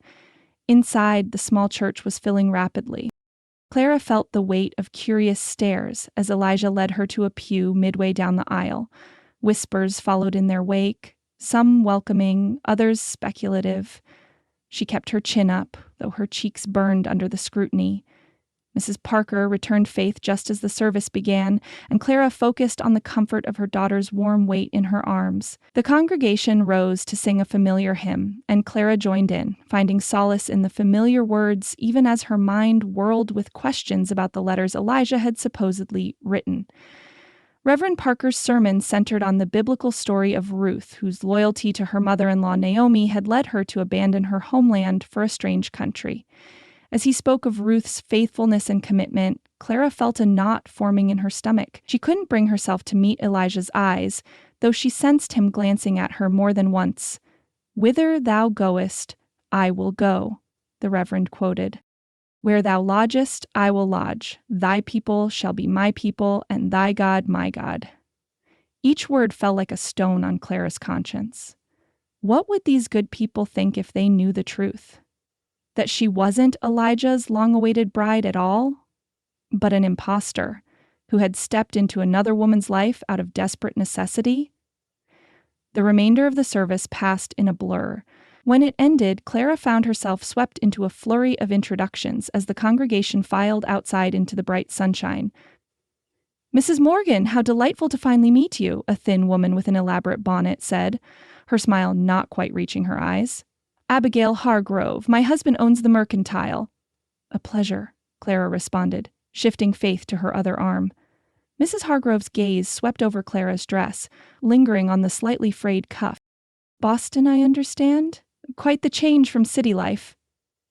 "Yes, though a welcome one," Clara replied, forcing a smile. Mrs. Hargrove tilted her head. "City women often find our frontier ways challenging. The isolation, the work, not at all like having servants and social engagements to fill one's days." Before Clara could respond, a tall man with kind eyes and a salt and pepper beard approached, a petite blonde woman at his side. "Don't let Abigail scare you off," he said with a chuckle. "I'm Dr. Matthews, and this is my wife, Elizabeth. We're delighted you've arrived safely. Especially with this little one," Mrs. Matthews added, smiling at Faith. "The journey couldn't have been easy." Clara felt Elijah move closer to her side, his presence oddly comforting. "It was certainly an adventure," she said carefully. "Clara was trained as a teacher in Boston," Elijah said, his voice carrying just enough to draw the attention of several nearby mothers. Mrs. Matthews brightened immediately. "Were you really? Oh, that's wonderful news. Since Miss Henderson left to marry her sweetheart in Denver, the children have had no proper schooling." A cluster of women quickly gathered, exclaiming over this fortuitous development. Clara found herself bombarded with questions about her education and teaching experience, which she answered truthfully, glad to be on familiar ground at last. "The fall term should start next month," a freckled woman with 3 young children clinging to her skirt said hopefully. "Would you consider taking the position?" Clara glanced at Elijah, uncertain. "She has responsibilities at home," Mrs. Hargrove interjected. "A new marriage, a small infant, and Thomas to care for. Surely teaching would be too much." Something in Mrs. Hargrove's tone, the barely concealed challenge, straightened Clara's spine. "I believe I could manage both roles," she said firmly, "with proper planning." "We would be most grateful," Dr. Matthews said, ignoring Mrs. Hargrove's frown. "The town council meets Tuesday next. Perhaps you could attend and discuss terms." Clara nodded, aware of Elijah's hand coming to rest lightly on her back again. The touch seemed both protective and supportive, though when she glanced up at him, his expression remained unreadable. As they continued to make their way through the crowd, Clara became increasingly aware of Elijah's proximity. Each time a new introduction was made, his hand would find the small of her back, or he would move slightly closer, as if establishing his claim before the curious eyes of the community. Isaiah Washington and his wife Mary approached, their warm smiles a welcome relief from Mrs. Hargrove's scrutiny. "The bunkhouse seems mighty empty without you, boss," Isaiah said to Elijah, though his gaze was friendly on Clara. "Ma'am, Mary's been hoping you might join us for dinner some evening soon." "We'd be delighted," Clara replied sincerely, recognizing potential allies. As the churchyard gradually emptied, Clara found herself beside the wagon once more, Faith sleeping peacefully in her arms despite the commotion. The morning's introductions had left her emotionally drained, but cautiously optimistic. Most of the townsfolk had been welcoming, and the prospect of teaching again kindled a spark of excitement she hadn't felt since leaving Boston. Elijah lifted Thomas into the wagon, then turned to help Clara. As his hand circled her waist, he paused, holding her gaze for a long moment. "You did well today," he said quietly. "Did I?" she whispered, suddenly aware of how close they stood. "Even with Mrs. Hargrove?" A hint of a smile touched his lips. "Especially with Mrs. Hargrove. Few stand their ground with her so gracefully." His hands lingered at her waist a moment longer than necessary before he helped her into the wagon. As they started the journey home, Clara found herself wondering about those mysterious letters he'd supposedly written about her, and what other surprises awaited in the days to come. Behind them, the church bell tolled once more, its clear sound carrying across the prairie like a reminder of promises made and truths yet to be revealed.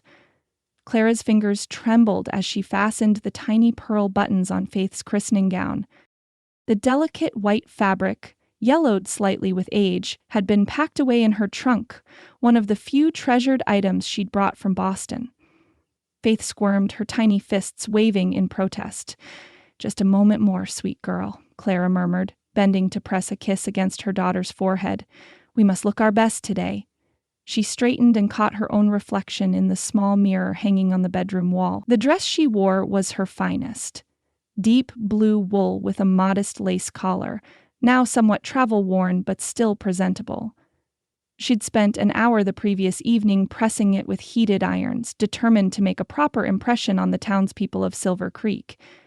After arranging her hair in a simple chignon, she lifted Faith into her arms and drew a steadying breath. For a moment, she considered the Bible sitting on her bedside table, the letter tucked within its pages. Her stomach clenched. The white lie she'd told upon arriving had grown into something far more complicated, and with each passing day, the weight of her deception grew heavier.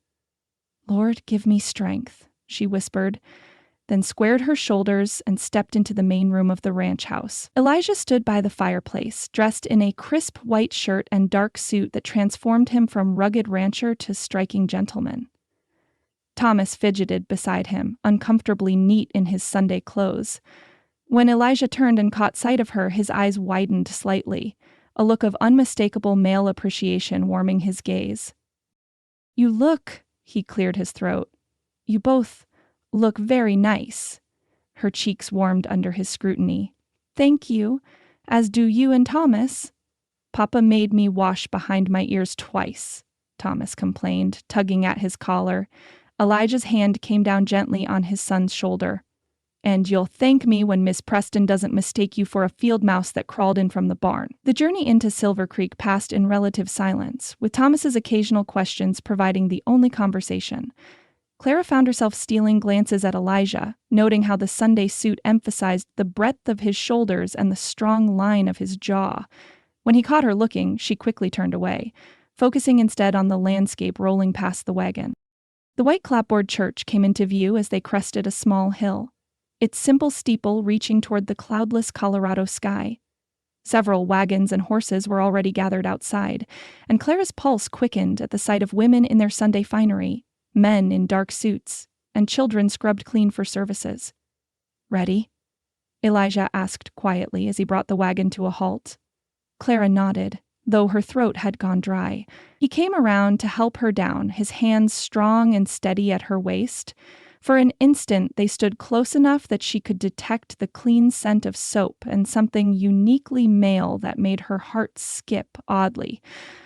"Mrs. Morgan," a booming voice called, breaking the moment. "At last we meet." A tall man with silver-streaked dark hair and an expansive smile approached, arms outstretched in welcome. Beside him, a plump, pleasant-faced woman hurried forward. "Reverend Parker," Elijah said, nodding respectfully. "Mrs. Parker, may I present my wife, Clara, and our daughter, Faith.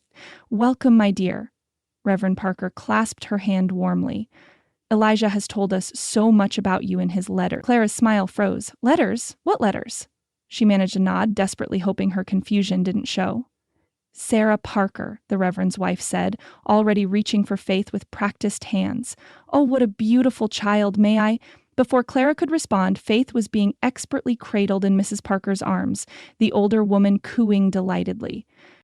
Come inside, Reverend Parker urged. "The bell will ring any moment." Thomas had already spotted a group of boys his age and was looking hopefully toward them. Elijah bent down. "You may join them after you greet Mrs. Preston properly."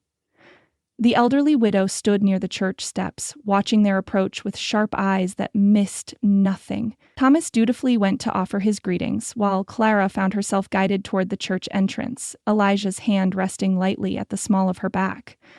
Inside, the small church was filling rapidly. Clara felt the weight of curious stares as Elijah led her to a pew midway down the aisle.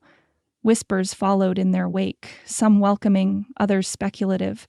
She kept her chin up, though her cheeks burned under the scrutiny. Mrs. Parker returned faith just as the service began, and Clara focused on the comfort of her daughter's warm weight in her arms.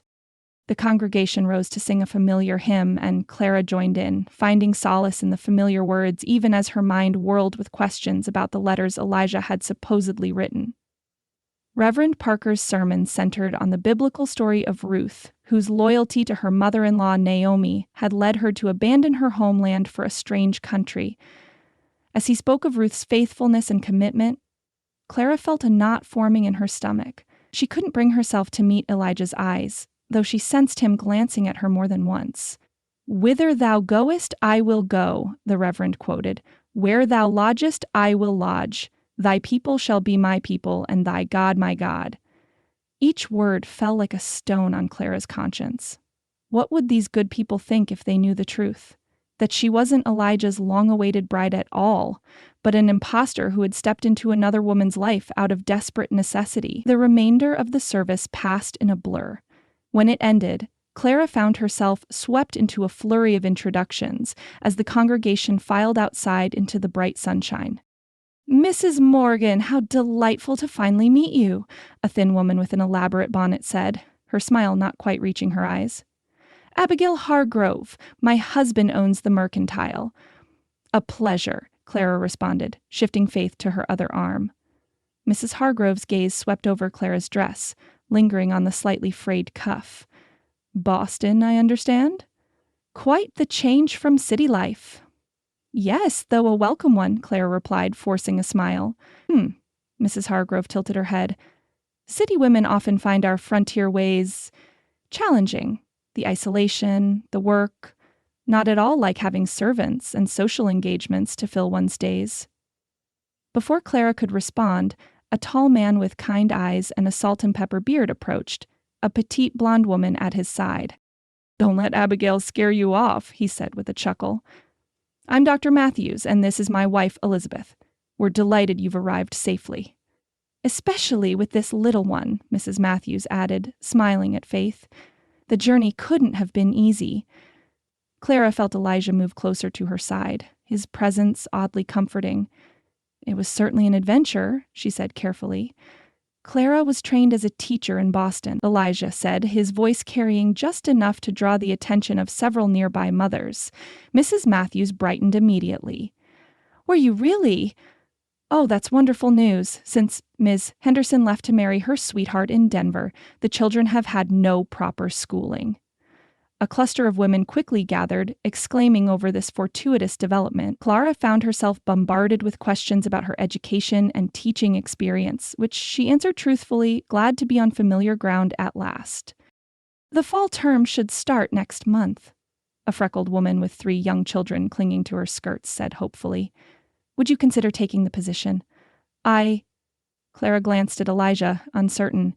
"She has responsibilities at home," Mrs. Hargrove interjected. "A new marriage, a small infant, and Thomas to care for. Surely teaching would be too much." Something in Mrs. Hargrove's tone, the barely concealed challenge, straightened Clara's spine. "I believe I could manage both roles," she said firmly, "with proper planning." "We would be most grateful," Dr. Matthews said, ignoring Mrs. Hargrove's frown. "The town council meets Tuesday next. Perhaps you could attend and discuss terms?" Clara nodded, aware of Elijah's hand coming to rest lightly on her back again. The touch seemed both protective and supportive, though when she glanced up at him, his expression remained unreadable. As they continued to make their way through the crowd, Clara became increasingly aware of Elijah's proximity. Each time a new introduction was made, his hand would find the small of her back, or he would move slightly closer, as if establishing his claim before the curious eyes of the community. Isaiah Washington and his wife Mary approached, their warm smiles a welcome relief from Mrs. Hargrove's scrutiny. "The bunkhouse seems mighty empty without you, boss," Isaiah said to Elijah, though his gaze was friendly on Clara. "Ma'am, Mary's been hoping you might join us for dinner some evening soon." "We'd be delighted," Clara replied sincerely, recognizing potential allies.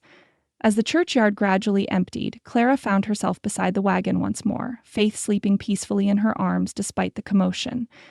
The morning's introductions had left her emotionally drained, but cautiously optimistic. Most of the townsfolk had been welcoming, and the prospect of teaching again kindled a spark of excitement she hadn't felt since leaving Boston. Elijah lifted Thomas into the wagon, then turned to help Clara. As his hands circled her waist, he paused, holding her gaze for a long moment. "You did well today," he said quietly. "Did I?" she whispered, suddenly aware of how close they stood. "Even with Mrs. Hargrove?" A hint of a smile touched his lips. "Especially with Mrs. Hargrove. Few stand their ground with her so gracefully." His hands lingered at her waist a moment longer than necessary before he helped her into the wagon. As they started the journey home, Clara found herself wondering about those mysterious letters he'd supposedly written about her, and what other surprises awaited in the days to come. Behind them, the church bell tolled once more, its clear sound carrying across the prairie like a reminder of promises made and truths yet to be revealed. Thomas, eager to join several boys his age playing near a large oak tree, tugged at his father's sleeve. "Papa, can I go play before we leave, just for a minute?" Elijah glanced at Clara, who nodded her assent. 5 minutes, he told his son, who was already dashing away. Clara shifted Faith in her arms, the baby still miraculously asleep despite the commotion. "She has your gift for sleeping through anything," she remarked to Elijah, then caught herself with a flush. Of course, Faith didn't have any of his traits. If Elijah noticed her slip, he gave no indication.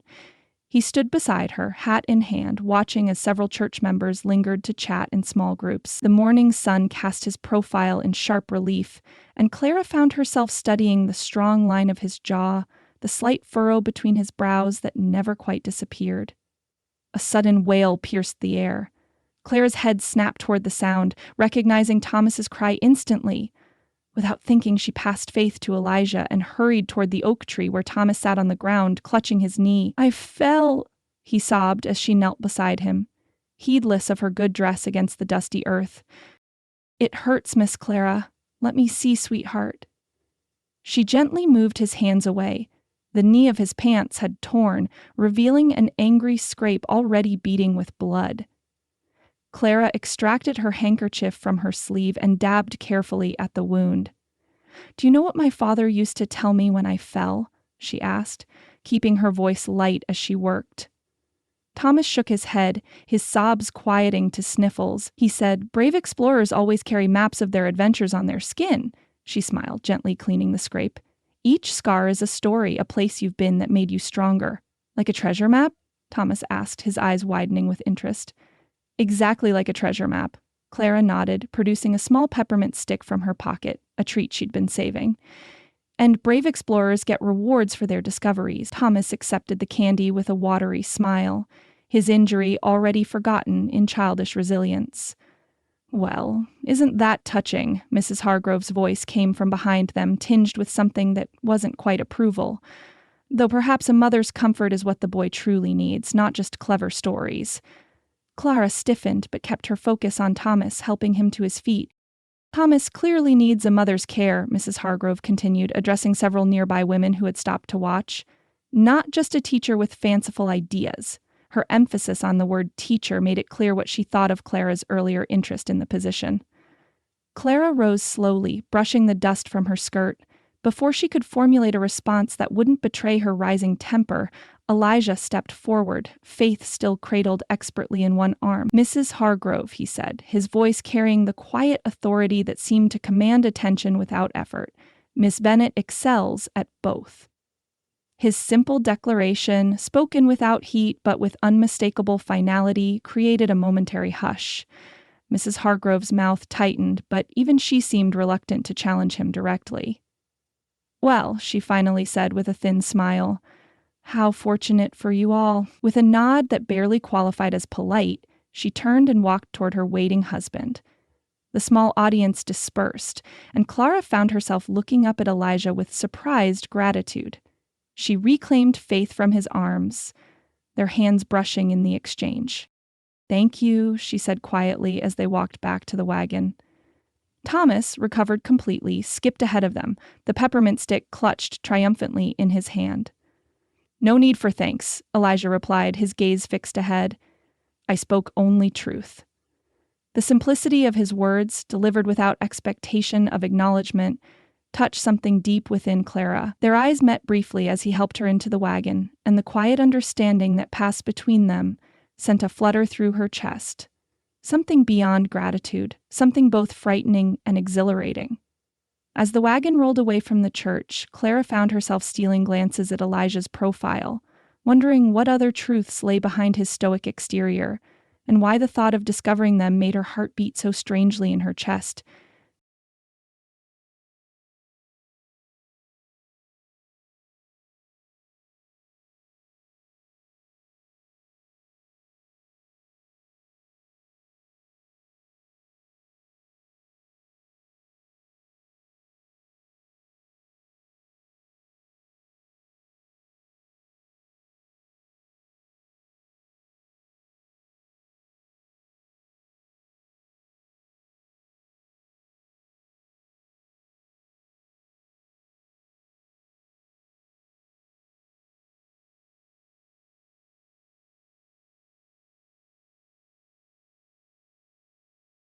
Chapter 6. Daily Rhythms. Clara pressed her palms into the bread dough, working it with practiced movements while keeping an eye on Faith, who lay kicking contentedly in a makeshift cradle fashioned from a dresser drawer. 2 weeks had passed since her arrival at the Morgan Ranch, and already the battered kitchen table beneath her hands felt familiar. "Is it ready to rise yet?" Thomas asked, standing on tiptoe to peer into the bowl. "Almost," Clara smiled at his eagerness. "Would you like to punch it down?" Thomas nodded vigorously, and she guided his small fist into the elastic dough. His delighted giggle filled the kitchen, a sound becoming wonderfully common in the once quiet house. "Now," she said, dusting flour from her hands. "While that rises, shall we check on our garden?" By mutual consent, they had claimed one corner of the kitchen window, where 3 glass jars now sat, each containing a sprouted seed. Thomas insisted on checking them every morning and evening, though Clara doubted the sprouts had changed much since breakfast. "The bean's getting taller," he announced with authority. "Indeed it is." Clara touched his dark curls, so like his father's. "Soon we'll plant them outside with the others."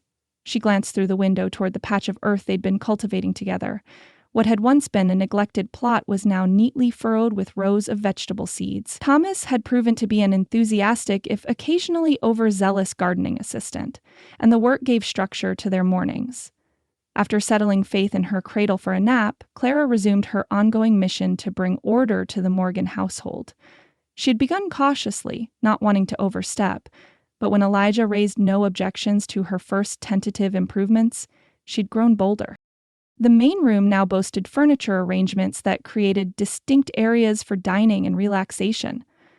The kitchen shelves had been reorganized for efficiency, with frequently used items within easy reach. Faded curtains had been washed and rehung, threadbare rugs beaten until they almost resembled their original colors, and surfaces that hadn't seen polish in years now gleamed with beeswax.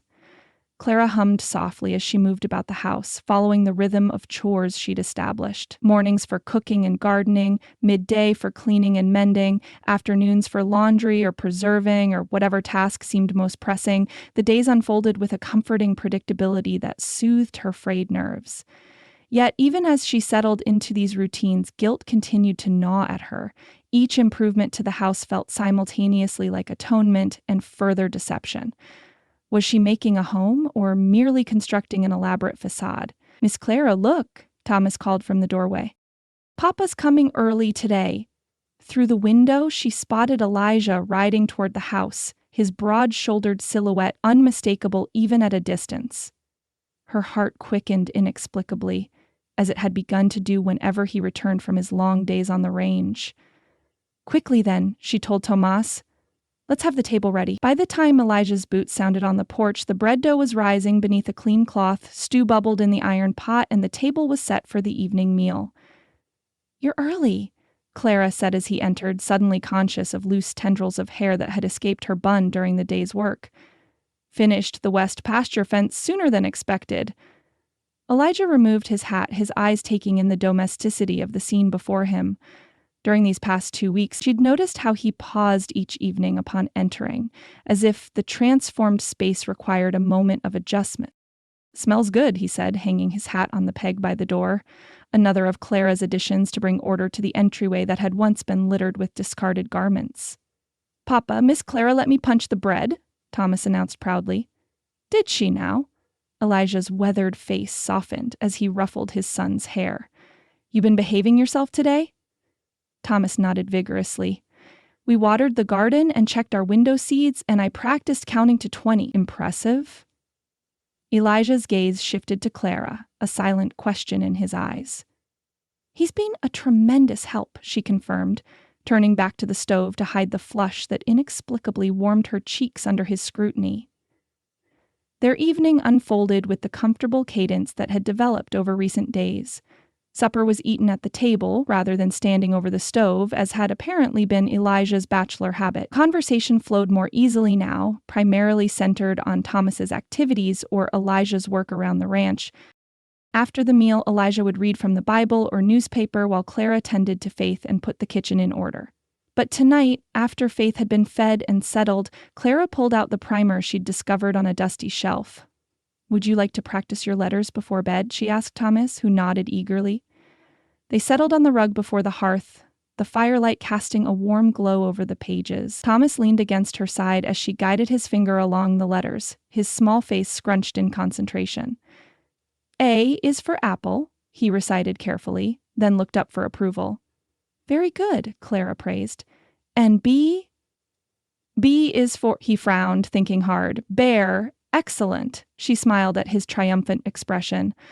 They continued through the alphabet, Thomas growing sleepier as they progressed. By the time they reached Q, his head was heavy against her shoulder.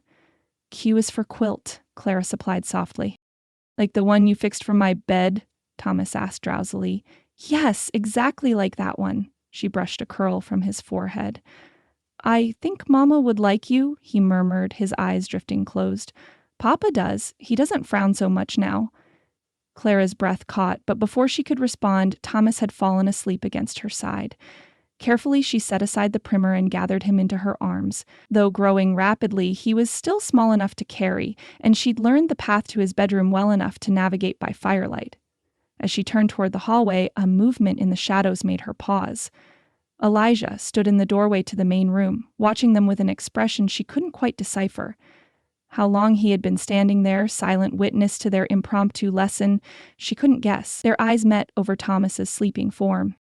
The firelight cast half of Elijah's face in shadow, but Clara could see something in his gaze that made her heart stumble. Appreciation, yes, but something deeper that sent warmth spreading through her chest. She should say something, explain that she wasn't trying to replace Thomas's mother, that the reading lesson had been innocent enough. But the words wouldn't come.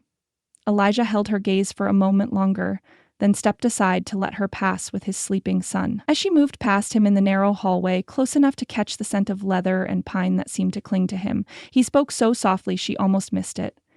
"Thank you." Simple words, yet the sincerity in them threatened to undo her completely. Clara nodded, not trusting her voice, and continued to Thomas's room. By the time she returned to the main room after tucking Thomas into bed, Elijah had retreated to his own quarters. The door to his bedroom was closed, a strip of lamplight visible beneath it. Clara stood for a moment in the quiet house, listening to the crackle of the dying fire and Faith's soft breathing from her cradle.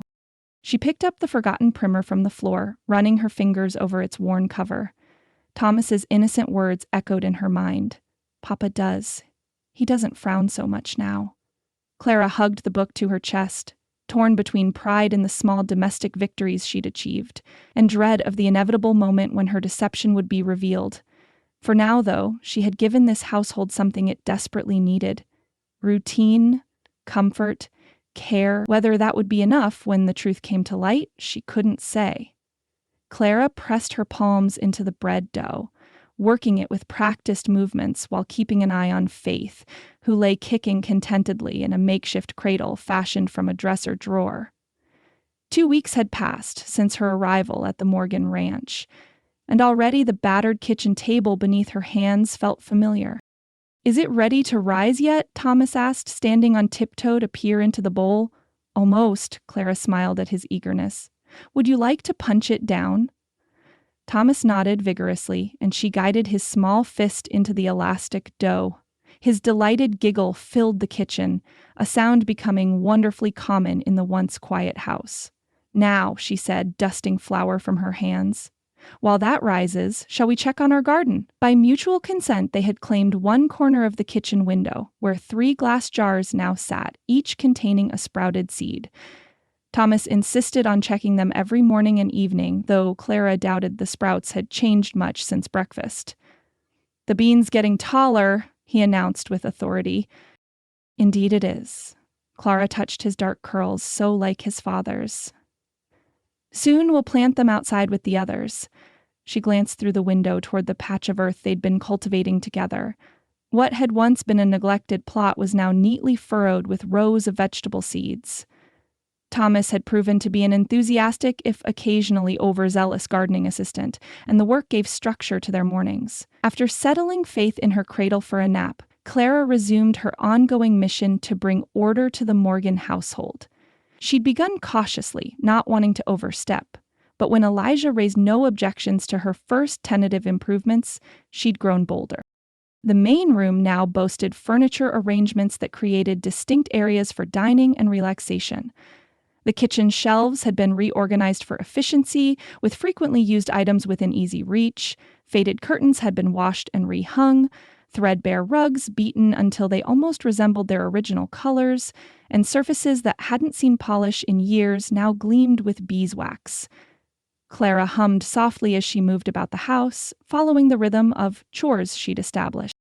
Mornings for cooking and gardening, midday for cleaning and mending, afternoons for laundry or preserving or whatever task seemed most pressing. The days unfolded with a comforting predictability that soothed her frayed nerves. Yet even as she settled into these routines, guilt continued to gnaw at her. Each improvement to the house felt simultaneously like atonement and further deception.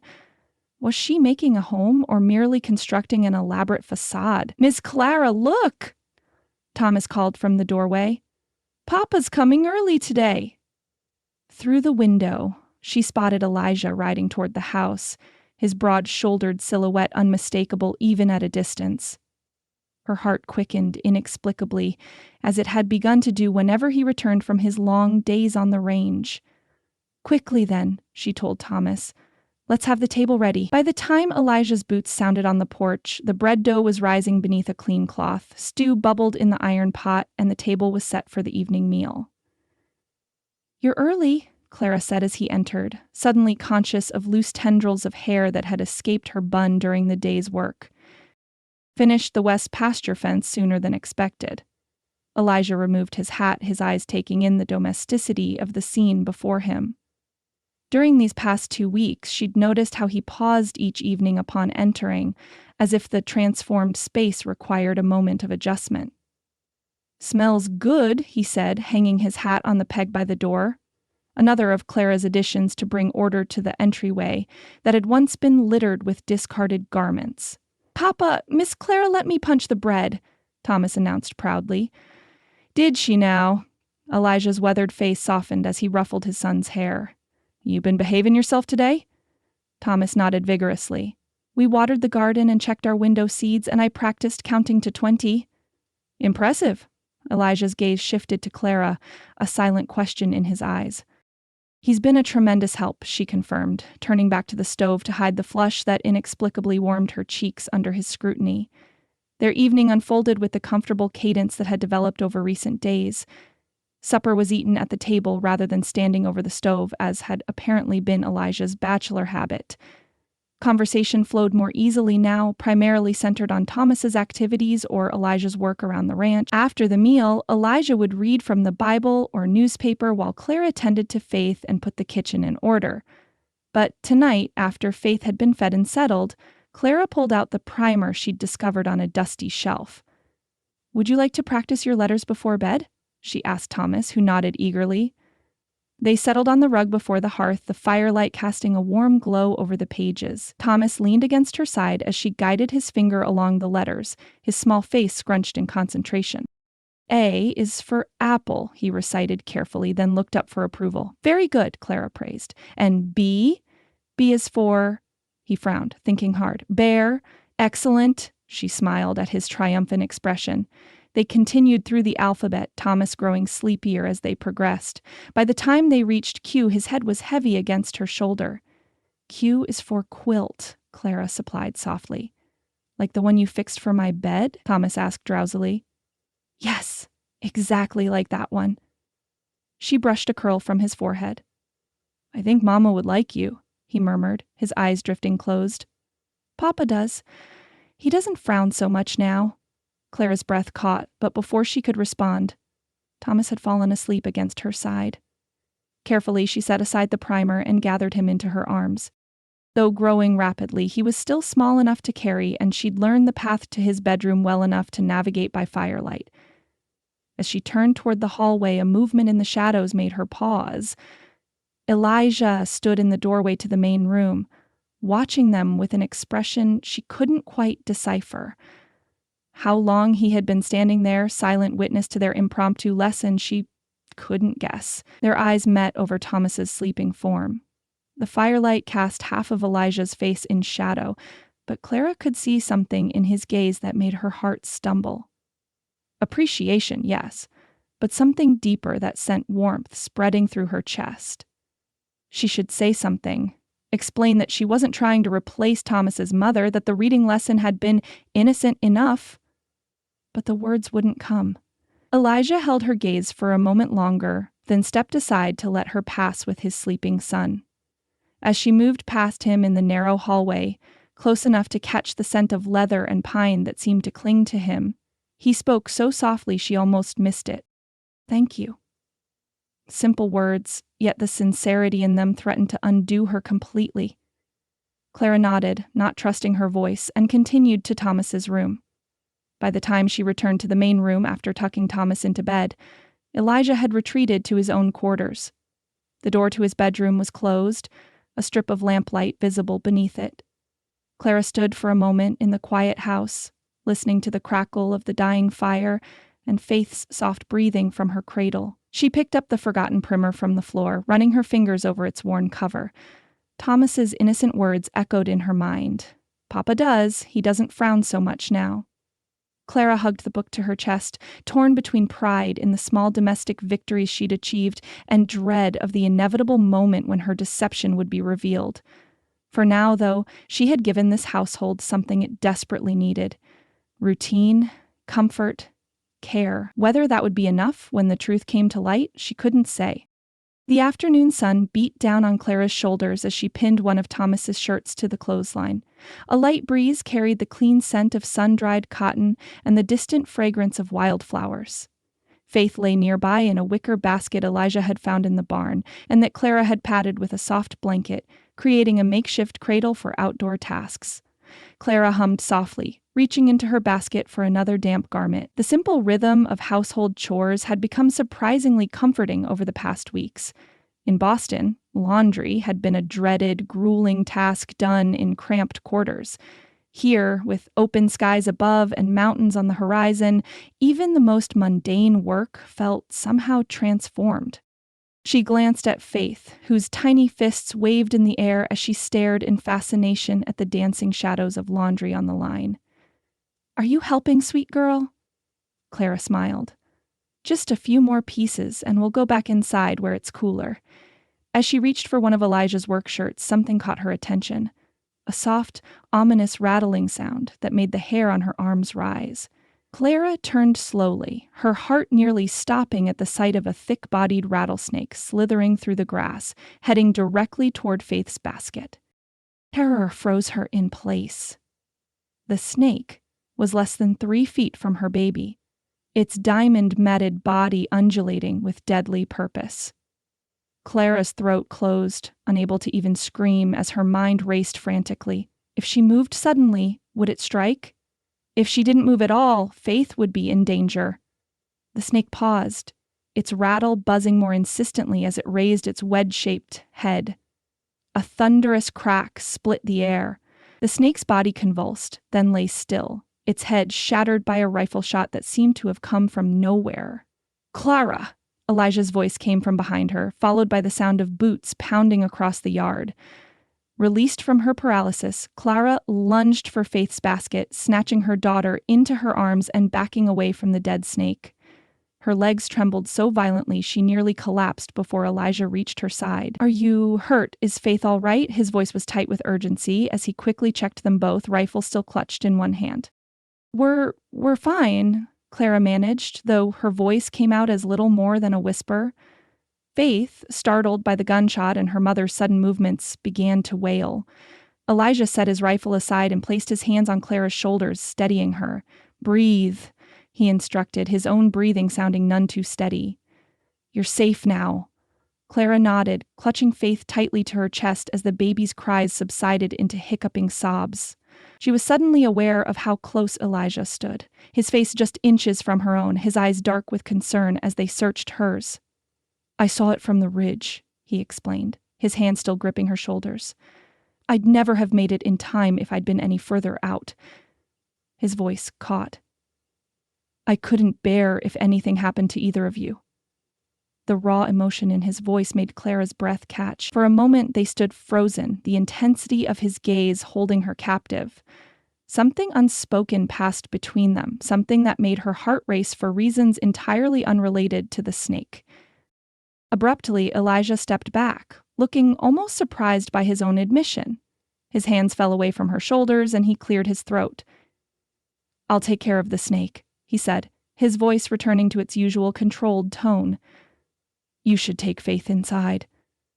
Clara nodded, still too shaken to form a coherent response. She gathered the laundry basket with trembling hands and hurried toward the house. Faith clutched protectively against her. Only when she reached the safety of the kitchen did she allow herself to collapse into a chair, her legs finally giving way beneath her.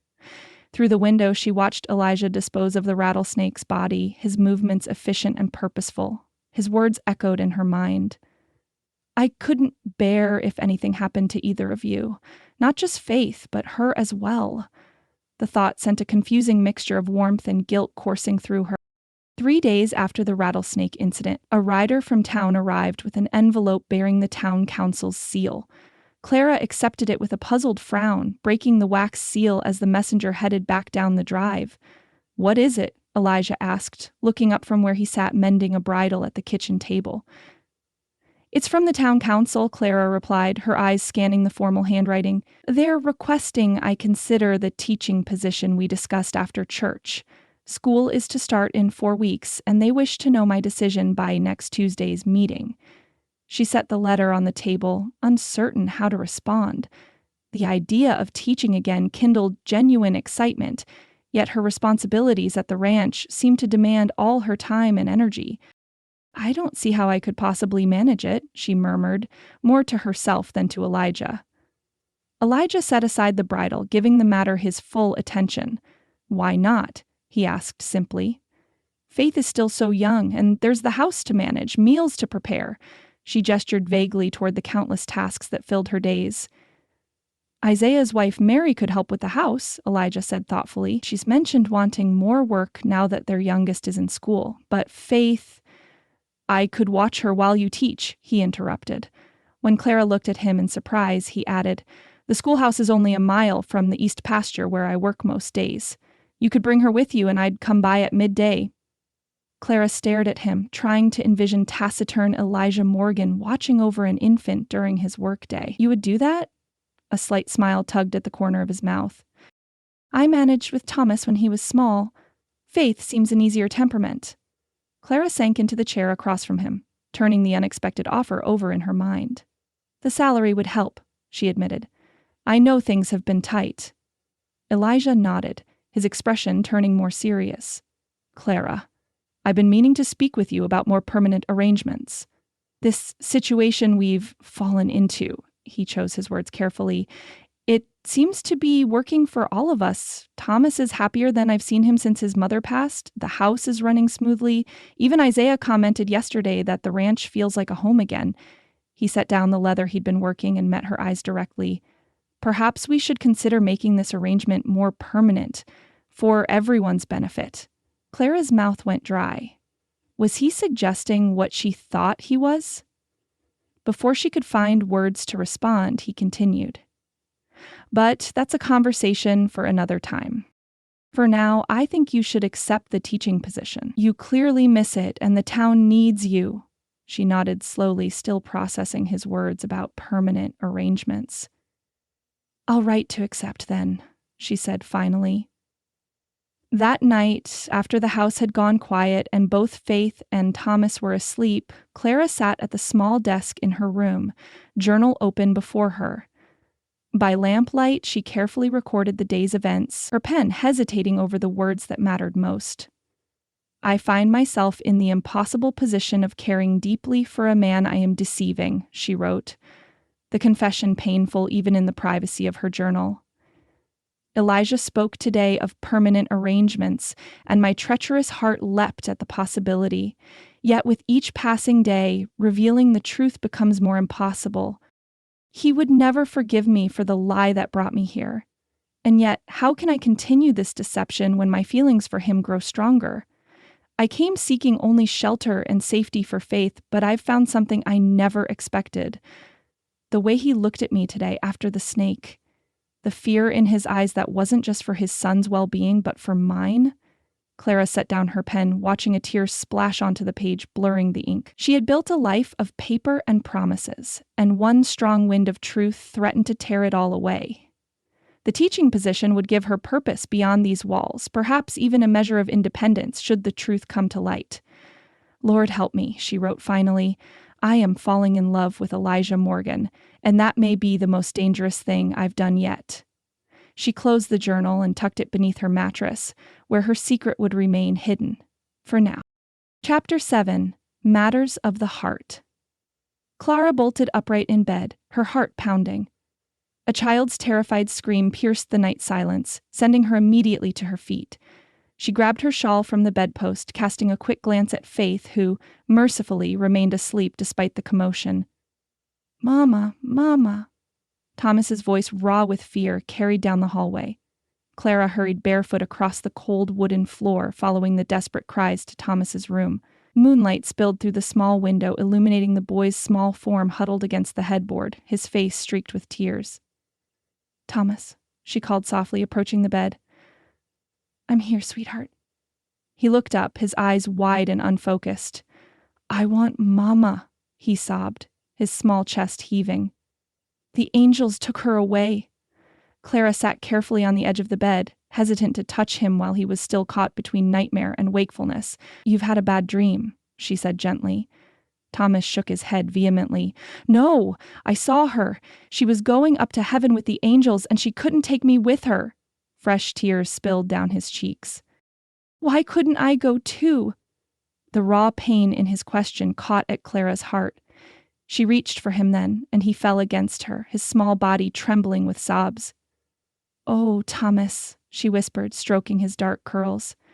Your mama didn't want to leave you. Sometimes angels come when we're not ready to say goodbye. A floorboard creaked in the doorway. Clara looked up to find Elijah standing there, his tall frame silhouetted against the hallway shadows. Even in the dim light, she could see the helplessness etched on his face, the look of a man confronting a wound he couldn't heal. Their eyes met over Thomas's head, and something unspoken passed between them. Elijah gave a slight nod, a silent permission for her to continue. Clara rocked Thomas gently, waiting until his most violent sobs subsided. Would you like to hear about the angels? She asked, her voice soft in the quiet room.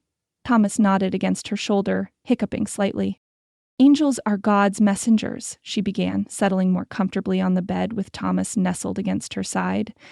They travel between heaven and earth, carrying prayers up and bringing blessings down. Like Mama's prayers? Thomas asked in a small voice. Exactly like your mama's prayers, Clara confirmed. And do you know what else angels do? Thomas shook his head. They watch over little boys while they sleep. She brushed a damp curl from his forehead. Just because you can't see your mama doesn't mean she isn't watching over you. She asked the angels to keep you safe until you meet again in heaven. But that's a long time, Thomas whispered. Yes, Clara acknowledged. But that's why she made sure you had your papa to take care of you. And now, She hesitated, suddenly aware of how presumptuous her next words might sound with Elijah listening. But Thomas was looking at her expectantly, waiting for her to continue. "And now you have me and Faith too," she finished softly. "We're a family here together, watching out for each other until the angels bring us all together again someday." Thomas seemed to consider this, his breathing gradually slowing to a more normal rhythm. "Would you stay? Just till I fall asleep?" "Of course I will," Clara promised, adjusting the quilt around his shoulders. She began to hum softly, an old lullaby her own mother had sung, her fingers gently stroking Thomas. Gradually, his eyelids grew heavy, and his breathing deepened into the peaceful rhythm of sleep. Clara waited a few moments longer before carefully extracting herself from the bed.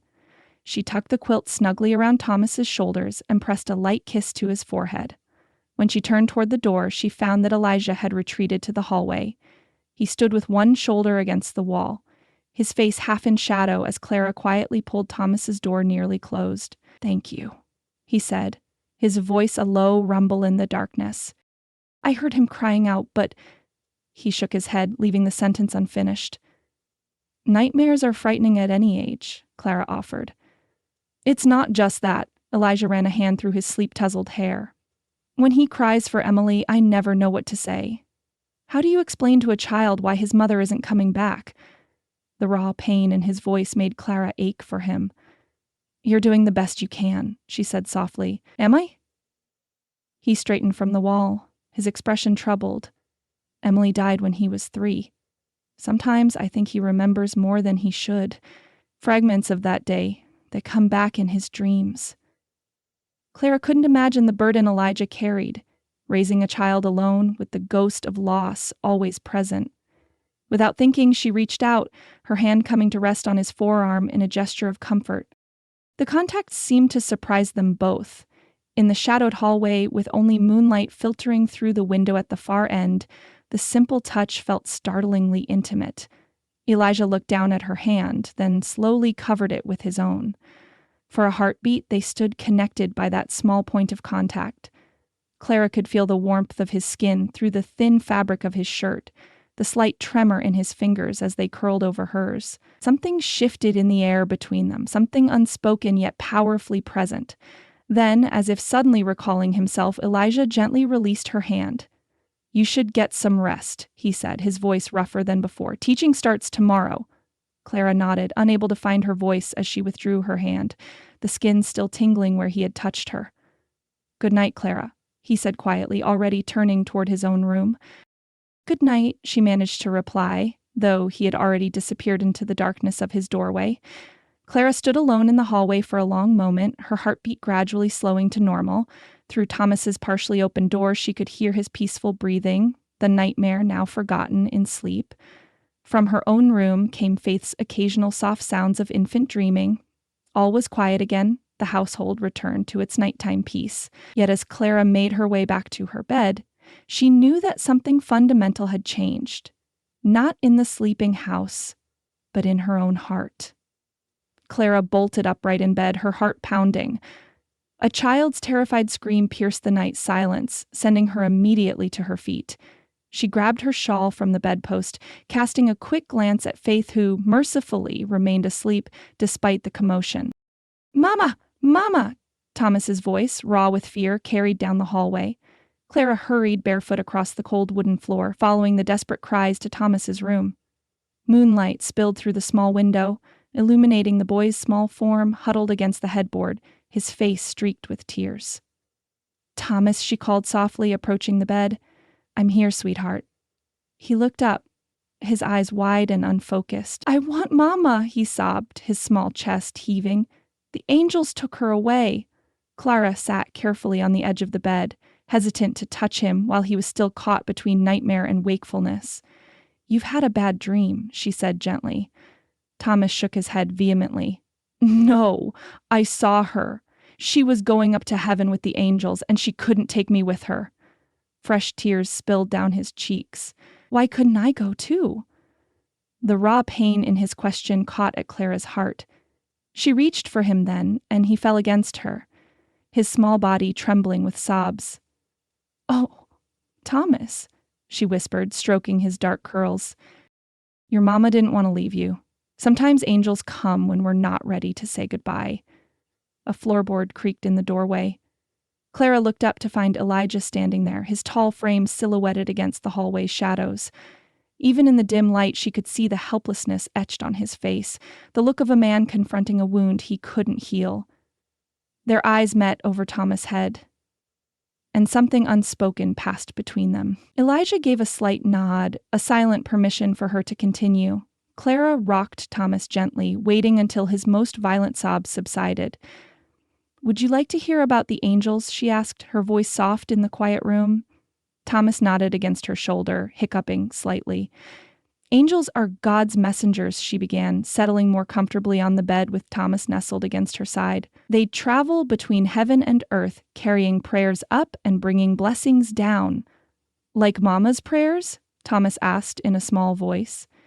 "Exactly like your mama's prayers," Clara confirmed. "And do you know what else angels do?" Thomas shook his head. "They watch over little boys while they sleep." She brushed a damp curl from his forehead. "Just because you can't see your mama doesn't mean she isn't watching over you. She asked the angels to keep you safe until you meet again in heaven." "But that's a long time," Thomas whispered. "Yes," Clara acknowledged, "but that's why she made sure you had your papa to take care of you. And now," she hesitated, suddenly aware of how presumptuous her next words might sound with Elijah listening. But Thomas was looking at her expectantly, waiting for her to continue. "And now you have me and Faith too," she finished softly. "We're a family here together, watching out for each other until the angels bring us all together again someday." Thomas seemed to consider this, his breathing gradually slowing to a more normal rhythm. "Would you stay? Just till I fall asleep?" "Of course I will," Clara promised, adjusting the quilt around his shoulders. She began to hum softly, an old lullaby her own mother had sung, her fingers gently stroking Thomas's hair. Gradually, his eyelids grew heavy, and his breathing deepened into the peaceful rhythm of sleep. Clara waited a few moments longer before carefully extracting herself from the bed. She tucked the quilt snugly around Thomas's shoulders and pressed a light kiss to his forehead. When she turned toward the door, she found that Elijah had retreated to the hallway. He stood with one shoulder against the wall, his face half in shadow as Clara quietly pulled Thomas's door nearly closed. "Thank you," he said, his voice a low rumble in the darkness.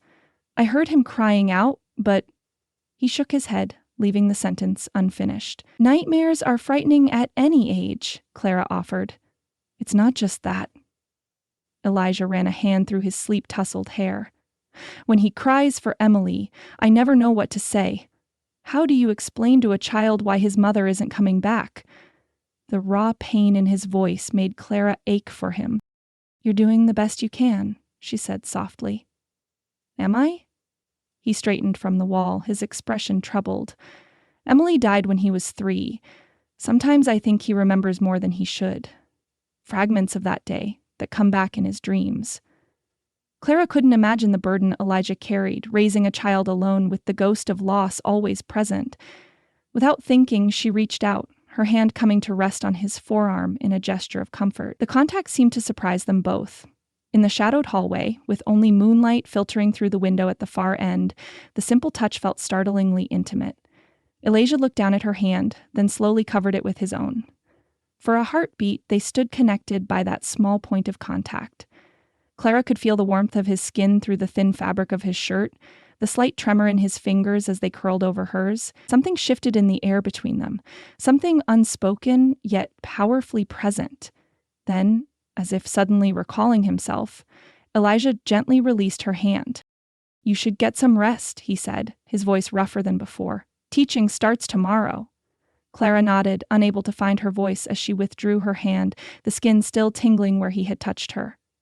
"Good night, Clara," he said quietly, already turning toward his own room.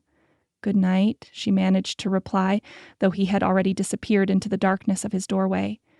Clara stood alone in the hallway for a long moment, her heartbeat gradually slowing to normal. Through Thomas's partially open door, she could hear his peaceful breathing, the nightmare now forgotten in sleep. From her own room came Faith's occasional soft sounds of infant dreaming. All was quiet again, the household returned to its nighttime peace. Yet as Clara made her way back to her bed, she knew that something fundamental had changed. Not in the sleeping house, but in her own heart. "Who can tell me where the Rocky Mountains begin?" Clara asked, moving along the row of crude wooden desks that filled the one-room schoolhouse. A freckle-faced boy in the back raised his hand tentatively. "Canada, ma'am?" "Very good, Jimmy," Clara nodded, suppressing a smile as the boy's chest puffed with pride. After just 2 weeks of teaching, she was learning which students needed encouragement and which required firm boundaries. At her desk, Faith cooed in the padded crate that served as her school cradle, drawing the attention of several young girls who giggled and waved at the infant. The baby had become something of a mascot for the Silver Creek School, her presence softening even the most reluctant students. "Faith wants you to focus on your geography," Clara said with gentle humor, tapping Becky Miller's slate to redirect her attention. The afternoon sunlight streamed through the schoolhouse's western windows, signaling the approaching end of the day. Clara had quickly settled into the rhythm of teaching 22 students, ranging from 6 to 16 years of age, dividing them into groups based on ability rather than age. The work challenged her in ways her Boston teaching position never had, but she found unexpected satisfaction in the progress her frontier pupils made. "For tomorrow, please read Chapter 3 in your readers, and older students should complete the map exercise," Clara announced as the clock approached 3. "You're dismissed!" The room erupted in controlled chaos as children gathered books and lunch pails, chattering excitedly about freedom from their studies. Clara moved to her desk, gathering Faith into her arms as the students filed out with varying degrees of decorum. "Miss Bennett?" Little Sarah Parker, the minister's daughter, lingered by the desk.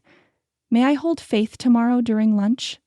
Clara smiled at the 8-year-old's earnest expression. "I think Faith would enjoy that very much." Satisfied, Sarah skipped toward the door, nearly colliding with the tall figure that appeared in the entrance. "Careful there, Miss Sarah," Elijah said, stepping aside to let the girl pass. Clara's heart gave an unexpected leap at the sight of him, leaning against the doorframe with his hat in hand. Thomas darted past his father into the schoolhouse, making a beeline for Clara. "Miss Clara, I helped Papa fix the fence today, and I saw a jackrabbit." "Did you now?" Clara adjusted Faith in her arms to accept the small bouquet of wildflowers Thomas thrust toward her. "These are beautiful, thank you." "Thought you might like something to brighten your desk," Elijah said, his voice carrying a warmth that hadn't been there when she'd first arrived. "Ready to head home?" The word home sent a pleasant ache through Clara's chest. These past weeks, Elijah had often appeared at the schoolhouse door, Thomas in tow, to escort them back to the ranch. The brief moments, walking together with Thomas running ahead and Faith bundled in Clara's arms, had taken on a precious quality, a stolen glimpse of what a real family might feel like. As they walked the dirt road toward the ranch, Thomas scampered ahead, chasing butterflies and collecting interesting rocks. "The schoolhouse suits you," Elijah observed, matching his long stride to Clara's more measured pace. "Town's been full of talk about the new teacher." "Good talk, I hope," Clara replied, adjusting Faith's blanket against the afternoon breeze. "Mostly." The corner of Elijah's mouth lifted in a half-smile. "Though Mrs. Hargrove still seems convinced you'll wilt under the combined pressures of teaching and housekeeping." Clara laughed softly. "I believe I've confounded her expectations." "You've confounded many expectations," he said, his tone becoming more serious. "I received a letter from my sister in Denver yesterday. She's planning to visit next month." "Your sister?" Clara faltered slightly. Another family member meant another person to deceive? Another relationship built on falsehood? "Rebecca?" Elijah nodded. "She's been after me to visit since," he paused, "since Emily passed. But this is the first time she's offered to make the journey herself." They walked in silence for a few moments, the only sounds Thomas's distant calls and the whisper of prairie grasses in the breeze. "She'll want to meet the woman who's brought such change to our lives," Elijah finally said, his voice warm with undisguised admiration. Clara clutched Faith tighter, guilt and pleasure warring in her chest. "I've done nothing extraordinary," she murmured. Elijah stopped, turning to face her directly. "Haven't you?" His blue eyes held hers with an intensity that made her breath catch. Thomas laughs again. "The house feels like a home. Even Isaiah says the ranch has come back to life." Before Clara could respond, Thomas called from up ahead, breaking the moment. Elijah's gaze lingered on her face a moment longer before they resumed walking, a comfortable silence settling between them. A harvest dance. Clara looked up from the mending in her lap, her needle paused mid-stitch. First Saturday of October, Elijah confirmed, settling into his chair by the fireplace. It's a tradition in Silver Creek, the whole town turns out. Thomas looked up from the wooden horse he was playing with on the rug. There's apple cider and music and everyone dances, he explained excitedly. But last year, Papa wouldn't go. Elijah shot his son a rueful glance. This year will be different, he said simply. I'm afraid I wouldn't know the dances, Clara admitted. In Boston, our social gatherings were quite formal, quadrilles and waltzes, nothing like what I imagine a Western harvest dance to be. They're not so difficult, Elijah said, setting aside the newspaper he'd been reading. I could show you. Clara blinked in surprise. Now? Elijah glanced at Thomas, who was watching them with interest, and at Faith, who slept peacefully in her cradle near the fire. Why not? The basic steps are simple enough. Before she could formulate a reason to decline, Elijah was on his feet, moving aside the small table to create space in the center of the room. Clara set her mending on the chair and stood, suddenly self-conscious. Most of the dances are reels, Elijah explained, standing before her. Partners face each other in lines, like so. He positioned her opposite himself, a proper arm's length apart. Then you move forward, back, and circle around. Clara followed his lead, mimicking his steps as he demonstrated the pattern. The dance was indeed simpler than the complex formations she'd learned in Boston, yet there was something freeing about its uncomplicated movements. Now we add a turn, Elijah said, extending his hand. Clara hesitated only a moment before placing her fingers in his calloused palm. His other hand came to rest lightly at her waist, and he guided her through a spin that sent her skirts swirling around her ankles. Like that, he said, his voice dropping to a lower register that sent an unexpected shiver up her spine. They moved together in the firelit room, Elijah humming a tune under his breath to keep time. Clara found herself relaxing into the rhythm, laughing softly when she missed a step. You're a natural, Elijah told her, his eyes crinkling at the corners in a way that made him look younger, unburdened. Thomas clapped from his spot on the floor. Faster, Papa, Elijah obliged, increasing the tempo of his hummed melody. Clara's feet moved more quickly, trying to match his steps, until she tangled her skirts and stumbled forward with a small cry. Elijah's arms came around her instantly, steadying her. Clara found herself pressed against his chest, her hands clutching his shoulders, their faces mere inches apart. His eyes, so startlingly blue in the firelight, dropped briefly to her mouth before returning to meet her gaze. For one breathless moment, Clara thought he might kiss her, could see the intention forming in his eyes, feel the slight tightening of his hands at her waist. Her heart hammered against her ribs, and she found herself leaning imperceptibly closer. Faith's sudden cry shattered the moment. Clara stepped back quickly, her cheeks burning as she smoothed her skirts with trembling hands. She must be hungry, she murmured, hurrying to the cradle and lifting the fussing infant into her arm. Elijah remained where he stood, one hand still extended, as if to keep her from falling, though she was now across the room. Clara, he began, his voice rough. Thank you for the lesson, she interrupted, unable to meet his eyes. I should see to Faith. She retreated to the rocking chair, focusing intently on settling Faith at her breast, obscured by a light blanket for modesty. Only when the baby was nursing contentedly did Clara dare glance up. Elijah had moved to stand by the fireplace, one arm braced against the mantel as he stared into the flames. His profile was limned in golden light, the strong planes of his face caught in an expression Clara couldn't quite decipher. Part hunger, part confusion, and something deeper that made her heart twist painfully in her chest. He must have sensed her gaze, because he turned, his eyes finding hers across the room. For a long moment, they looked at each other in silence, the air between them charged with unspoken feeling. Thomas, oblivious to the adult undercurrents, broke the silence. Can we dance again tomorrow, Papa? Elijah's eyes never left Clara's face as he answered his son. If Miss Clara wishes it. The quiet intensity in his voice made Clara's cheeks warm anew. She bent her head over Faith, using the baby as a shield against emotions she wasn't prepared to confront.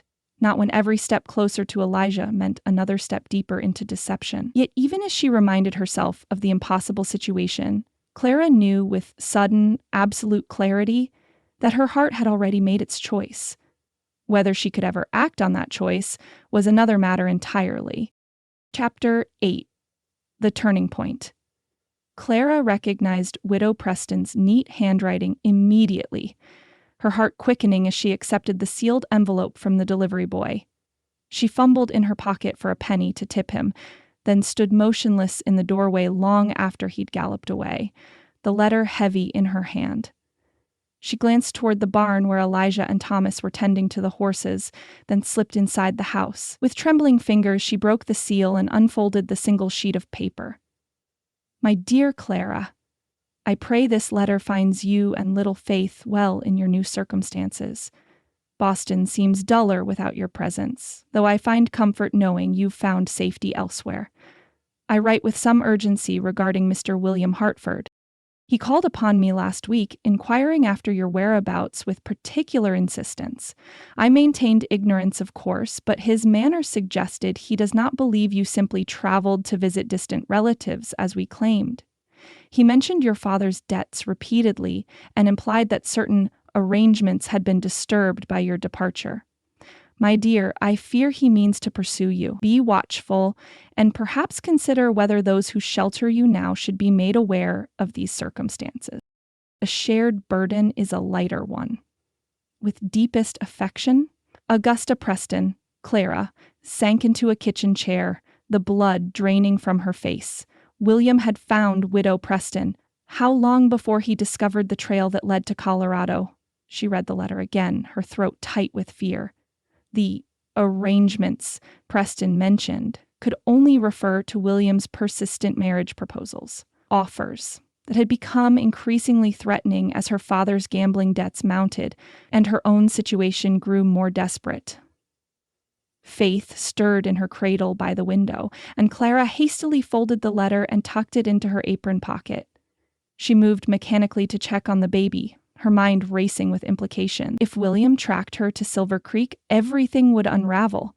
Not just her deception about being Elijah's mail-order bride, but the life she'd begun to build here, the teaching position she loved, the trust she'd gained from Thomas, and, most frightening of all, the growing feelings between her and Elijah.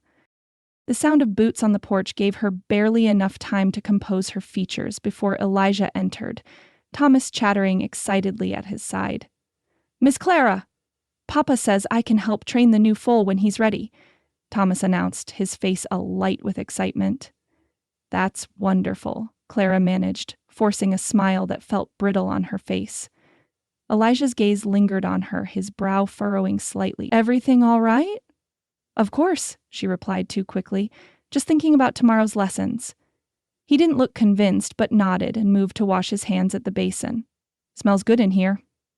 Clara turned gratefully to the stove, where the stew she'd started earlier bubbled. The familiar tasks of serving supper provided a welcome distraction, though she caught Elijah watching her with concern whenever she fell silent. Throughout the meal, she pushed food around her plate, her appetite vanished. Thomas's cheerful recounting of his day filled the silence, but when he ran outside to check on a bird's nest he'd discovered, Elijah leaned forward, his elbows on the table. Something's troubling you, he said quietly. It wasn't a question. Clara shook her head, unable to meet his eyes. I'm fine, truly. Clara, just her name, spoken with such gentle insistence that tears threatened to spill. A touch of homesickness, perhaps, she lied, gathering plates to hide her trembling hands. It will pass. Elijah didn't press further, but his eyes followed her as she moved about the kitchen, washing dishes with unwarranted focus. Later, after Thomas was tucked into bed and Faith settled for the night, Clara slipped out to the porch, needing air that wasn't thick with deception. The night was clear, stars pricking the velvet darkness with impossible brightness. Clara leaned against the porch railing, finally allowing the tears she'd been holding back to fall. The letter in her pocket seemed to burn against her skin, a physical reminder of the past she couldn't escape. The door creaked behind her. Clara hastily wiped her cheeks, but not quickly enough. I thought I might find you out here, Elijah said, his voice low in the darkness. I'm sorry, she whispered. I didn't mean to worry you. He moved to stand beside her, his shoulder nearly touching hers as they both gazed out at the silver-touched landscape. Homesickness cuts deep, he said after a moment. I remember after Emily died, the ranch felt hollow, like something vital had been ripped away. Just the sounds of the house at night nearly drove me mad with loneliness. Clara's breath caught at his unexpected candor. For Thomas's sake, I kept moving forward, he continued. But some days it took everything I had just to get through until sundown. His profile was etched against the starlit sky, strong yet vulnerable in a way she rarely saw. But these past weeks, he said softly, the house has felt like a home again. His simple honesty pierced Clara's heart. This good man who had endured such loss was sharing his pain with her, while she continued to hide behind a wall of lies. Her tears came faster now, impossible to disguise. Clara? Elijah turned, concern etching his features as he noticed her silent weeping. He reached out, hesitantly touching her shoulder. That gentle touch broke something in her. She covered her face with her hands, shoulders shaking with suppressed sobs. I'm sorry, she gasped. You've been nothing but kind, and I— Hush now, he murmured, drawing her carefully into his embrace. There's nothing to apologize for. Clara allowed herself the momentary comfort of leaning against his solid strength, breathing in the clean scent of soap and leather that clung to his shirt. His hand moved in awkward circles on her back, as if he'd forgotten how to offer comfort but was determined to try. Guilt surged through her, sharp and bitter. She didn't deserve his tenderness. She should pull away, confess everything now before she hurt him more deeply. But the words stuck in her throat, trapped by the fear of losing everything. It will get easier, he promised, mistaking the source of her distress. Colorado will feel like home before long. Clara nodded against his chest, unable to speak. When she finally stepped back, Elijah released her immediately, though his eyes remained concerned in the moonlight. Thank you, she whispered, and fled into the house before she could betray herself further. Sunday dawned clear and mild, the aspens near the creek beginning to show hints of gold among their green leaves. Clara sat beside Elijah in the wagon, Faith bundled in her arms, and Thomas bouncing excitedly between them. No church today? Clara asked, puzzled by their direction away from town. I thought we might take advantage of the fine weather, Elijah replied. The creek's perfect this time of year. He guided the wagon toward a stand of cottonwoods that lined Silver Creek, where the water ran clear and shallow over smooth stones. A quilt was spread beneath the dappled shade, and a picnic basket appeared from beneath the wagon seat. A picnic! Thomas exclaimed, leaping down almost before the wagon stopped. Clara laughed, despite the anxiety that had shadowed her since the letter's arrival. This is a lovely surprise. Elijah's smile warmed his eyes as he helped her down from the wagon, his hands lingering at her waist a moment longer than necessary. Thomas has been plotting this all week, he confided, though I believe his main interest lies in the honey cakes Mary Washington sent along. The afternoon unfolded with unexpected ease. They ate cold chicken and biscuits, laughing as Thomas demonstrated his growing prowess at skipping stones across the creek's surface. Faith lay contentedly on the quilt, cooing at the dancing shadows of leaves overhead. Go see if you can find any interesting rocks for Miss Clara's desk, Elijah suggested to Thomas after they'd eaten. Stay where I can see you, he added as the boys scampered toward the shallows. Clara folded the napkins, tucking them back into the basket with deliberate care. Something in Elijah's tone, a new seriousness beneath the casual words, made her heart beat faster. Clara? He shifted on the quilt to face her, his expression so earnest that she almost looked away. There's something I've been wanting to discuss with you. She nodded, her mouth suddenly dry. I know it's been only a few weeks, he began, his deep voice rumbling with an undercurrent of tension. But in that time, you've brought more life and light to this ranch than it's seen in years.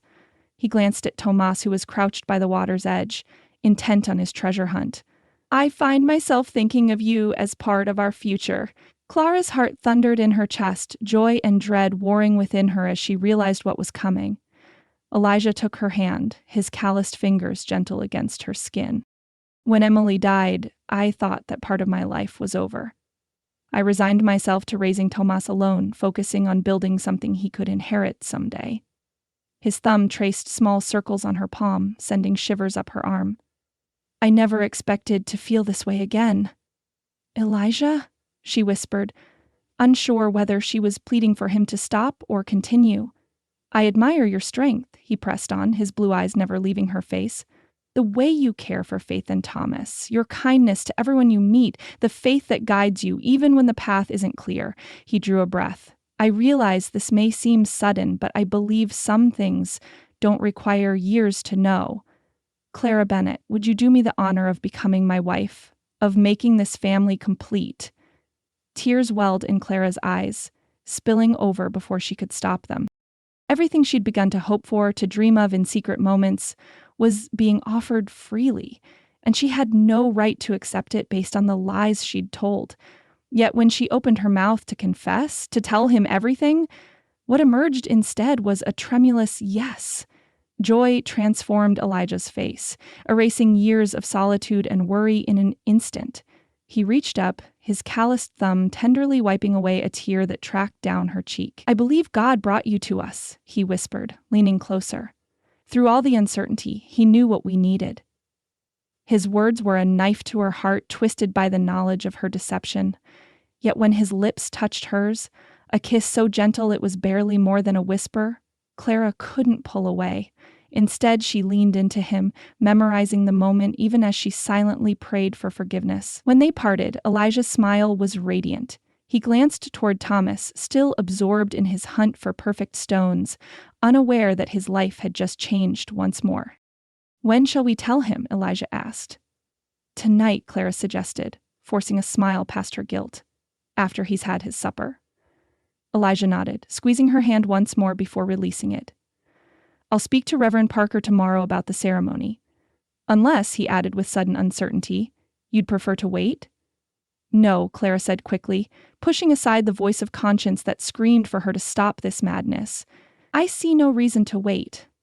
And indeed, there was no reason, except for the truth that she couldn't bring herself to tell, and the letter burning a hole in her pocket, reminding her that the past was never truly left behind.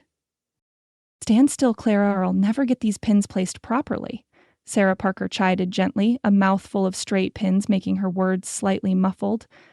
Clara obediently ceased her fidgeting, though her mind continued to race as it had since Elijah had announced their engagement at church the previous Sunday. The news had spread through Silver Creek like wildfire, bringing a flurry of well wishes, knowing smiles, and, in Mrs. Hargrove's case, tight-lipped congratulations that didn't quite reach her eyes. There, Sarah said, stepping back to survey her handiwork. What do you think? Clara turned to the small mirror propped against the Parkers' parlor wall.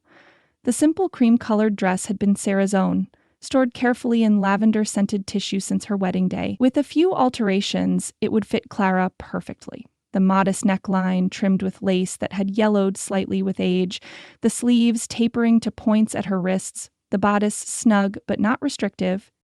It's beautiful, Clara whispered, hardly recognizing the woman who stared back at her from the mirror's surface. Her cheeks were flushed with color, her eyes bright with a mixture of happiness and trepidation. Elijah won't be able to take his eyes off you, Sarah said with satisfaction, carefully helping Clara out of the pinned garment. 3 weeks will give me just enough time for the alterations. 3 weeks. Clara's stomach fluttered at the thought.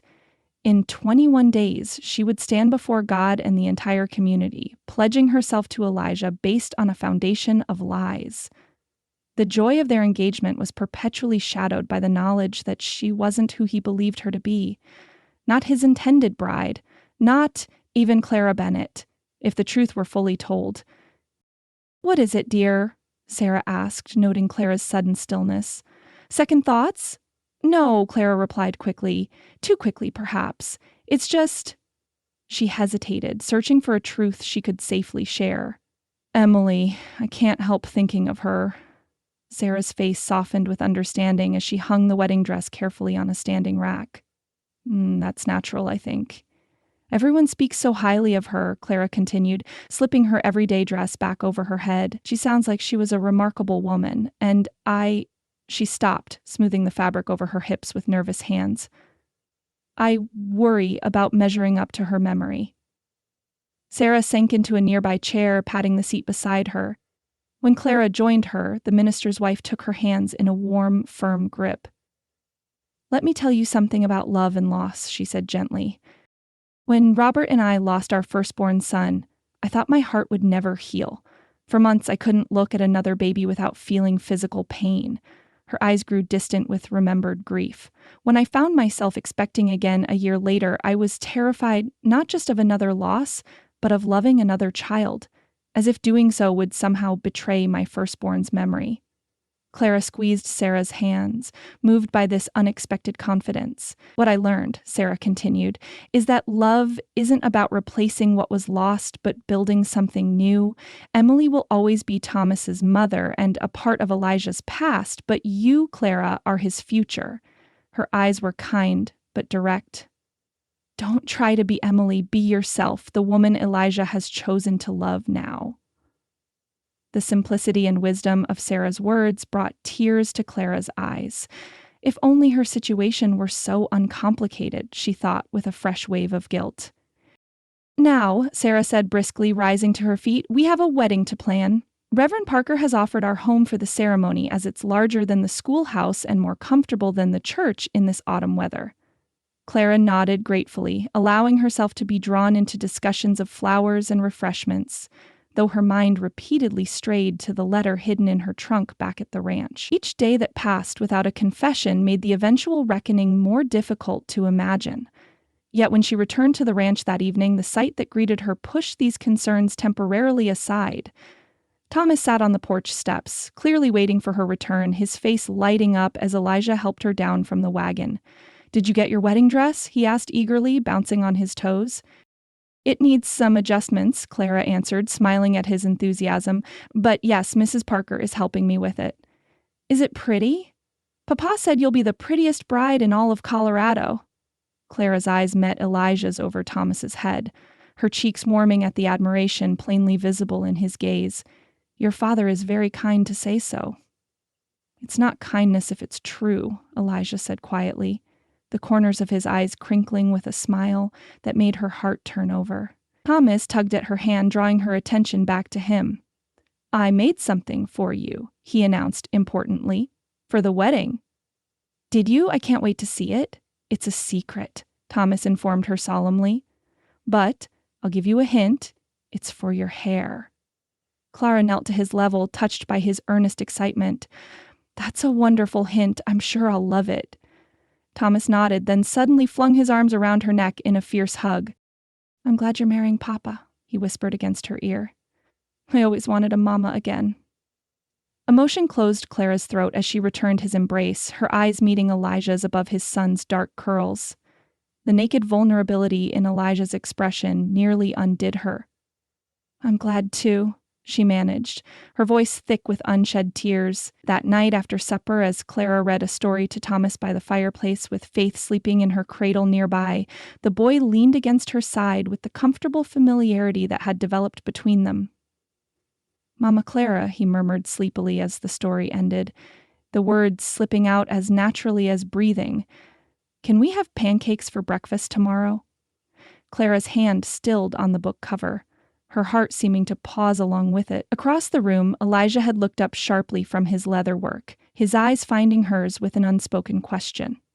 Of course we can, Clara replied, her voice barely steady as she smoothed Thomas's hair. If you help me mix the batter.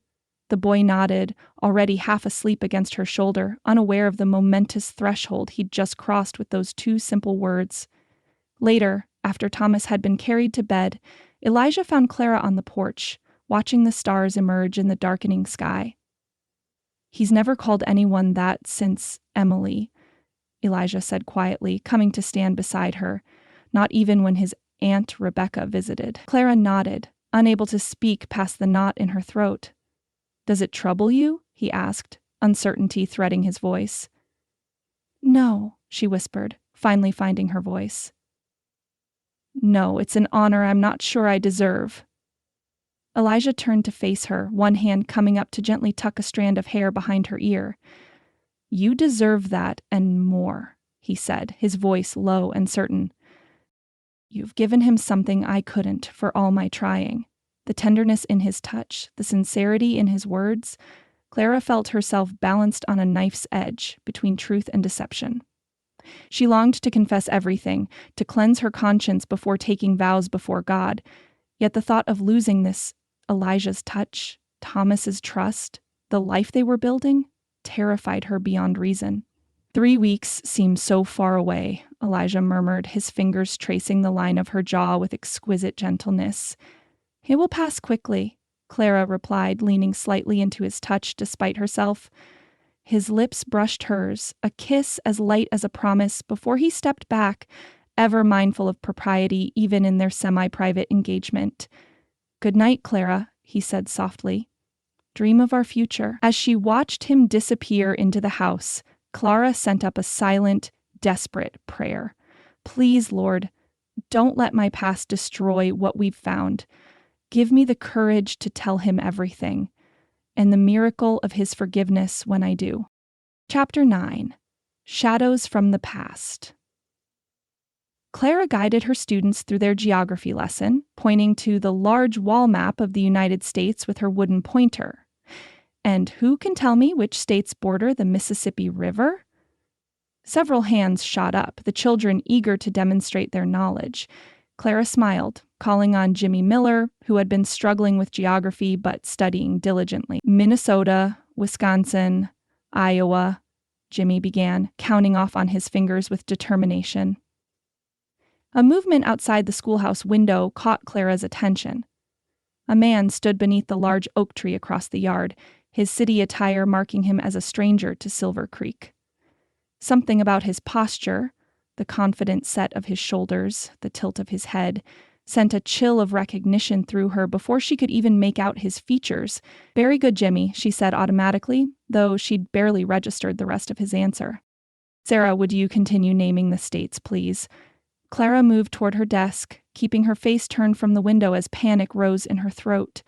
It couldn't be him. Not here, not now, with the wedding less than 2 weeks away. Faith cooed from her basket beside the desk, drawing Clara's eyes downward. The sight of her daughter's innocent face only increased her dread. Forcing herself to remain calm, Clara glanced again toward the window. The stranger had moved closer to the schoolhouse, and there was no longer any doubt.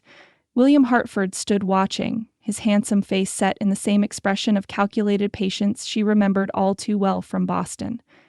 He caught her gaze and lifted his hat in mocking salute. Clara's hand trembled so badly she had to set down her pointer. "Children," she announced, her voice impressively steady despite the terror coursing through her, "we'll end our lessons early today. I'm not feeling quite well." A murmur of concern rippled through the classroom, followed by the more predictable sounds of excitement at the unexpected freedom. "Please read chapters 7 and 8 in your readers for tomorrow," Clara added as the children gathered their things. "And older students, please complete your arithmetic problems." She moved to the door, ushering the children out, while keeping Faith's basket tucked safely behind her desk. Most of the students hurried away, eager to take advantage of the extra hour of playtime, though a few cast curious glances at the well-dressed stranger who remained under the oak tree. When the last child had departed, Clara lifted Faith into her arms, clutching her daughter protectively against her chest. Her mind raced through options, none of them good. She could remain locked in the schoolhouse, but William's patience was legendary. He would simply wait. She could flee out the back door, but where would she go? Not to the ranch, where Elijah might encounter him. Better to face him now, on her terms, than to have him appear at the ranch without warning. Drawing a steadying breath, Clara stepped out onto the schoolhouse porch, Faith held firmly in her arms. William straightened as she appeared, a smile spreading across his face that never reached his cold gray eyes. "Miss Bennet," he called, approaching with the smooth confidence of a man accustomed to deference. "Or should I say Mrs. Morgan-to-be, my congratulations." "What are you doing here, William?" Clara asked, her voice low but sharp. He ascended the steps with deliberate slowness, stopping just far enough away to maintain the appearance of propriety should anyone observe them. "Is that any way to greet an old friend?" His gaze dropped to Faith, who regarded him solemnly. "Especially one who has traveled so far to see you." "We were never friends," Clara said, taking an instinctive step backward. And you didn't answer my question. William's smile thinned. So direct now. Colorado has changed you. He glanced around at the deserted schoolyard. Perhaps we could speak inside. The autumn air is rather brisk. We have nothing to discuss that requires privacy. Something dangerous flickered in William's eyes. The same look Clara had seen the night she'd rejected his final proposal, the night she'd realized exactly what kind of man William Hartford truly was beneath his polished exterior. I think we do, he said, all pretense of pleasantry vanishing, starting with how you disappeared from Boston with my father's grandchild. Clara's arms tightened around Faith. That's a lie. Is it? William arched an eyebrow. My father has spent considerable resources tracking you, Clara. Our investigators spoke with the midwife who delivered your child. Exactly 9 months after our indiscretion, heat flooded Clara's cheeks, but she held his gaze defiantly. Faith is my niece, orphaned when my brother and his wife died of typhoid, as I told you in Boston. A convenient story, William said, stepping closer. One I might have believed had you not fled so precipitously after my last visit. His eyes narrowed. My father's reputation has suffered greatly these past months. The scandal with the bank has left our family name tarnished. He believes, quite strongly, that a legitimate grandchild would help restore our standing in society. Faith is not a pawn in your family's social games, Clara said, her voice shaking with anger now rather than fear. William shrugged elegantly. Perhaps not, but she is the Hartford heir regardless of the fairy tale you've constructed here. His gaze swept over the schoolhouse, his lip curling slightly. Though I must say, you've landed on your feet rather impressively. Imagine my surprise to discover you've secured a respectable rancher while passing our child off as your niece. You need to leave, Clara said, taking another step back until she bumped against the schoolhouse door. Now. I will, William agreed with alarming reasonableness. But first, let's be clear about our situation. He straightened his already immaculate cuffs, a gesture Clara remembered from countless social gatherings. You have a choice to make, Clara. You can tell your rancher the truth, all of it, or I will do it for you. Cold dread washed through her. You wouldn't. Wouldn't I? His smile returned, colder than before. Consider what's at stake. My father wants his heir acknowledged. I want... He paused, his eyes traveling over her in a way that made her skin crawl.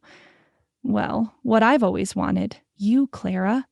The scandal of your situation would make you quite unmarriageable to your upstanding Mr. Morgan, I imagine. But I'm prepared to be generous. Generous? Clara nearly choked on the word. Indeed. Tell your Mr. Morgan the truth.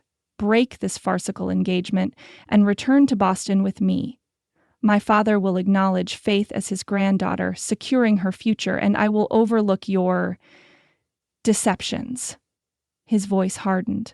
Or refuse, and I'll ensure that everyone in this quaint little town knows exactly what kind of woman their beloved schoolteacher truly is. Clara fought to maintain her composure, though she felt as if the ground were crumbling beneath her feet. You can't possibly expect me to agree to that. Can't I? William stepped closer, close enough that Clara could smell the expensive cologne that clung to his tailored suit. You have until tomorrow evening to decide. I'm staying at the Silver Creek Hotel, the only establishment in this dusty outpost, it seems. I'll expect your answer by sundown. He reached out suddenly, his fingers brushing Faith's cheek before Clara could pull away. She has the Hartford chin, he observed with chilling detachment. Father will be pleased. Faith whimpered at the stranger's touch, burying her face against Clara's neck.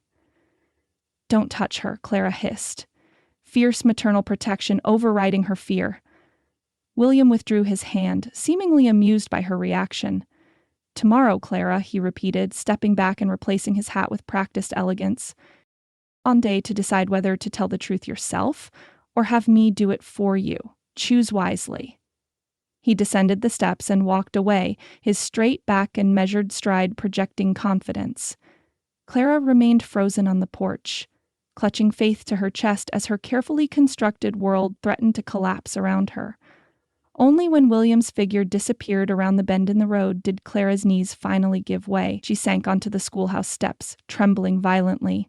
Faith, sensing her distress, began to cry, her wails echoing Clara's own internal anguish. "Shh, sweet girl," Clara whispered, rocking her daughter despite her own terror. "It will be all right. Somehow, it will be all right." But as she gathered her strength to rise, to collect her things and somehow make it through the remaining hours until she faced the impossible choice William had laid before her, Clara wondered if anything would ever be right again. Clara's hands shook as she ladled stew into bowls, her mind still reeling from William's threats. Though hours had passed since their confrontation at the schoolhouse, she had yet to form a coherent plan. She only knew that she wouldn't give Faith up, nor would she return to Boston as William's wife, which left only one option: the truth. "Something smells mighty good," Elijah said as he entered the kitchen, Thomas trailing behind him. He paused to wash his hands at the basin, then bent to kiss Clara's cheek, a casual gesture that now felt like a lance through her heart. "Beef stew," she replied, forcing a smile, "and biscuits." Throughout the meal, Clara searched for an opening, some natural moment to begin her confession. But Thomas chattered excitedly about a deer he'd spotted near the creek, and Elijah discussed plans for moving cattle to the winter pasture. The ordinary rhythm of their evening felt suddenly precious, something soon to be lost forever. "Elijah," she began during a rare moment of silence, "there's something I need to—" "Papa, can I have more biscuits?" Thomas interrupted, holding up his empty plate. The moment slipped away. As Clara served Thomas another biscuit, her eyes met Elijah's across the table. He was watching her with a slight frown, as if sensing something amiss. "You're quiet tonight," he observed when Thomas finally pushed back from the table, asking to be excused. Clara nodded, her throat dry. "I need to tell you something important." Elijah's expression grew serious. He rose, gesturing for her to follow him into the main room, where the fire cast dancing shadows across the walls. Faith slept in her cradle by the hearth, her tiny face peaceful, unaware of the storm about to break over their lives. "What is it?" Elijah asked as they stood before the fire. "You've seemed troubled since you returned from school." This was it, the moment she had been dreading and desperately needing since William's arrival. Clara drew a deep breath, gathering her courage. "Elijah, I haven't been entirely truthful with you about—" "Wait," he said gently, reaching into his pocket. "Before you continue, I have something for you." Clara's words died on her lips as Elijah withdrew a small object wrapped in a square of soft cloth.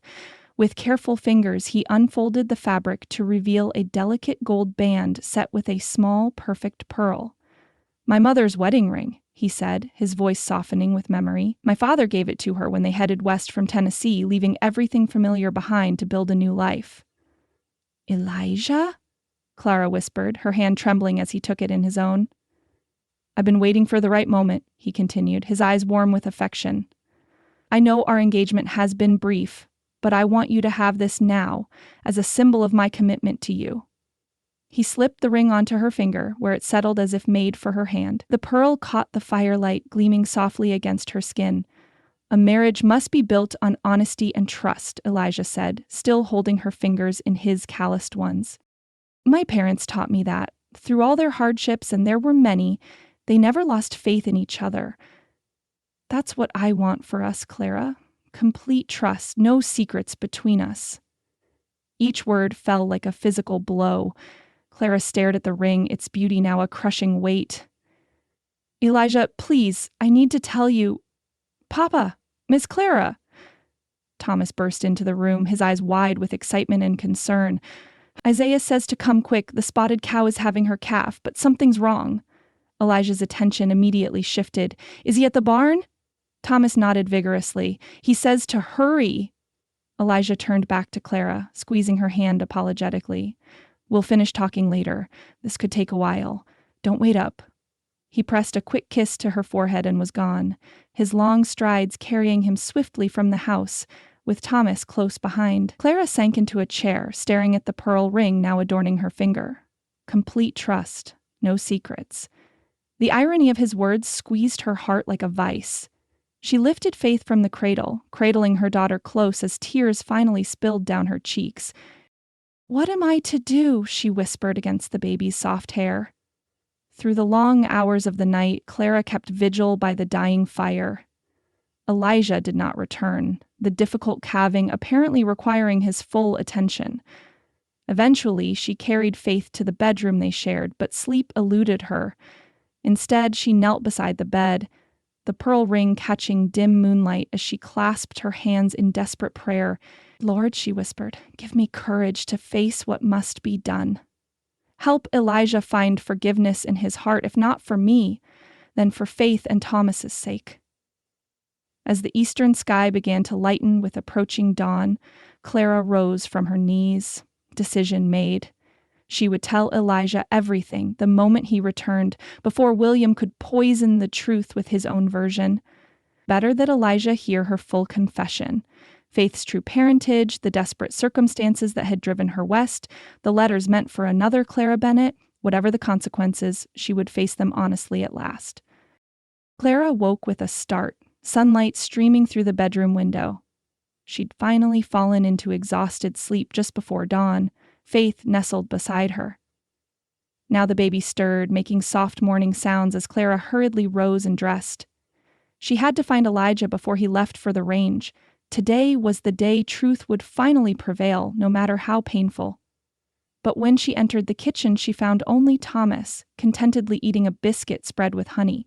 "Good morning, Mama Clara," he said cheerfully. "Papa said not to wake you." Clara's stomach dropped. "Where is your father?"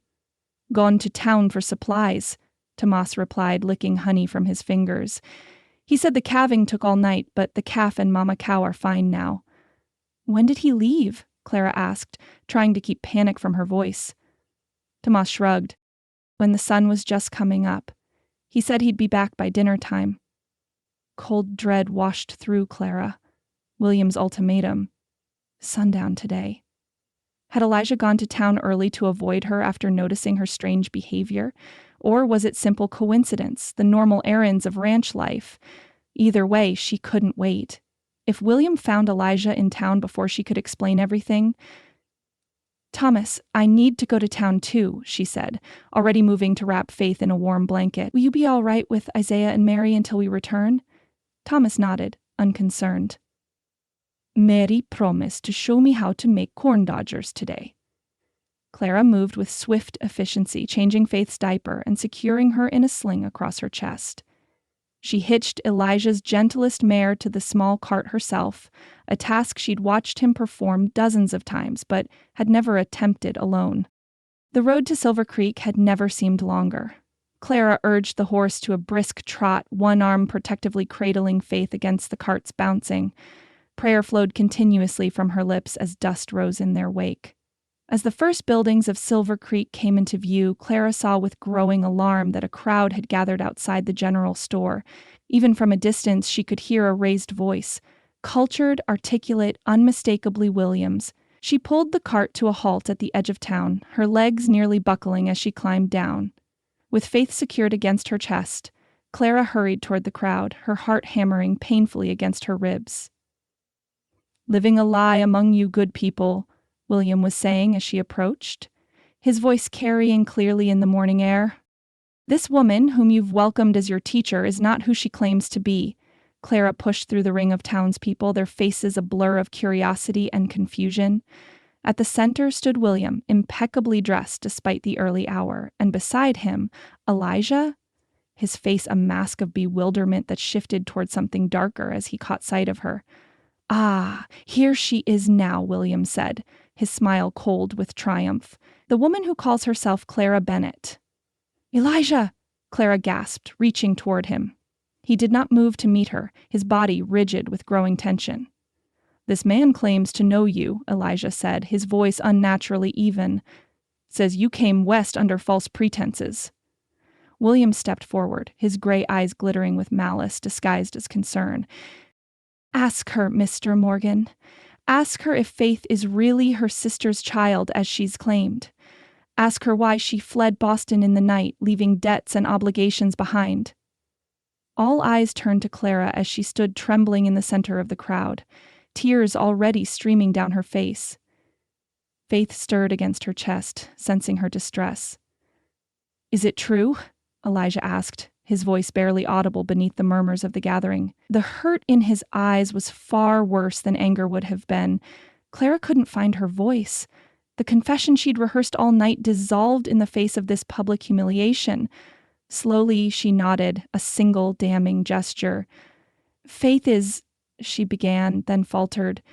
"My daughter," William supplied smoothly. "The child Clara bore out of wedlock before fleeing to your convenient Western sanctuary." Gasps rippled through the crowd. Clara saw Mrs. Hargrove's expression of vindicated suspicion, Sarah Parker's shock, Dr. Matthews' pitying glance. "You've lied to me, to all of us from the beginning," Elijah said, each word precise and cutting. His eyes dropped to her hand where his mother's ring still encircled her finger.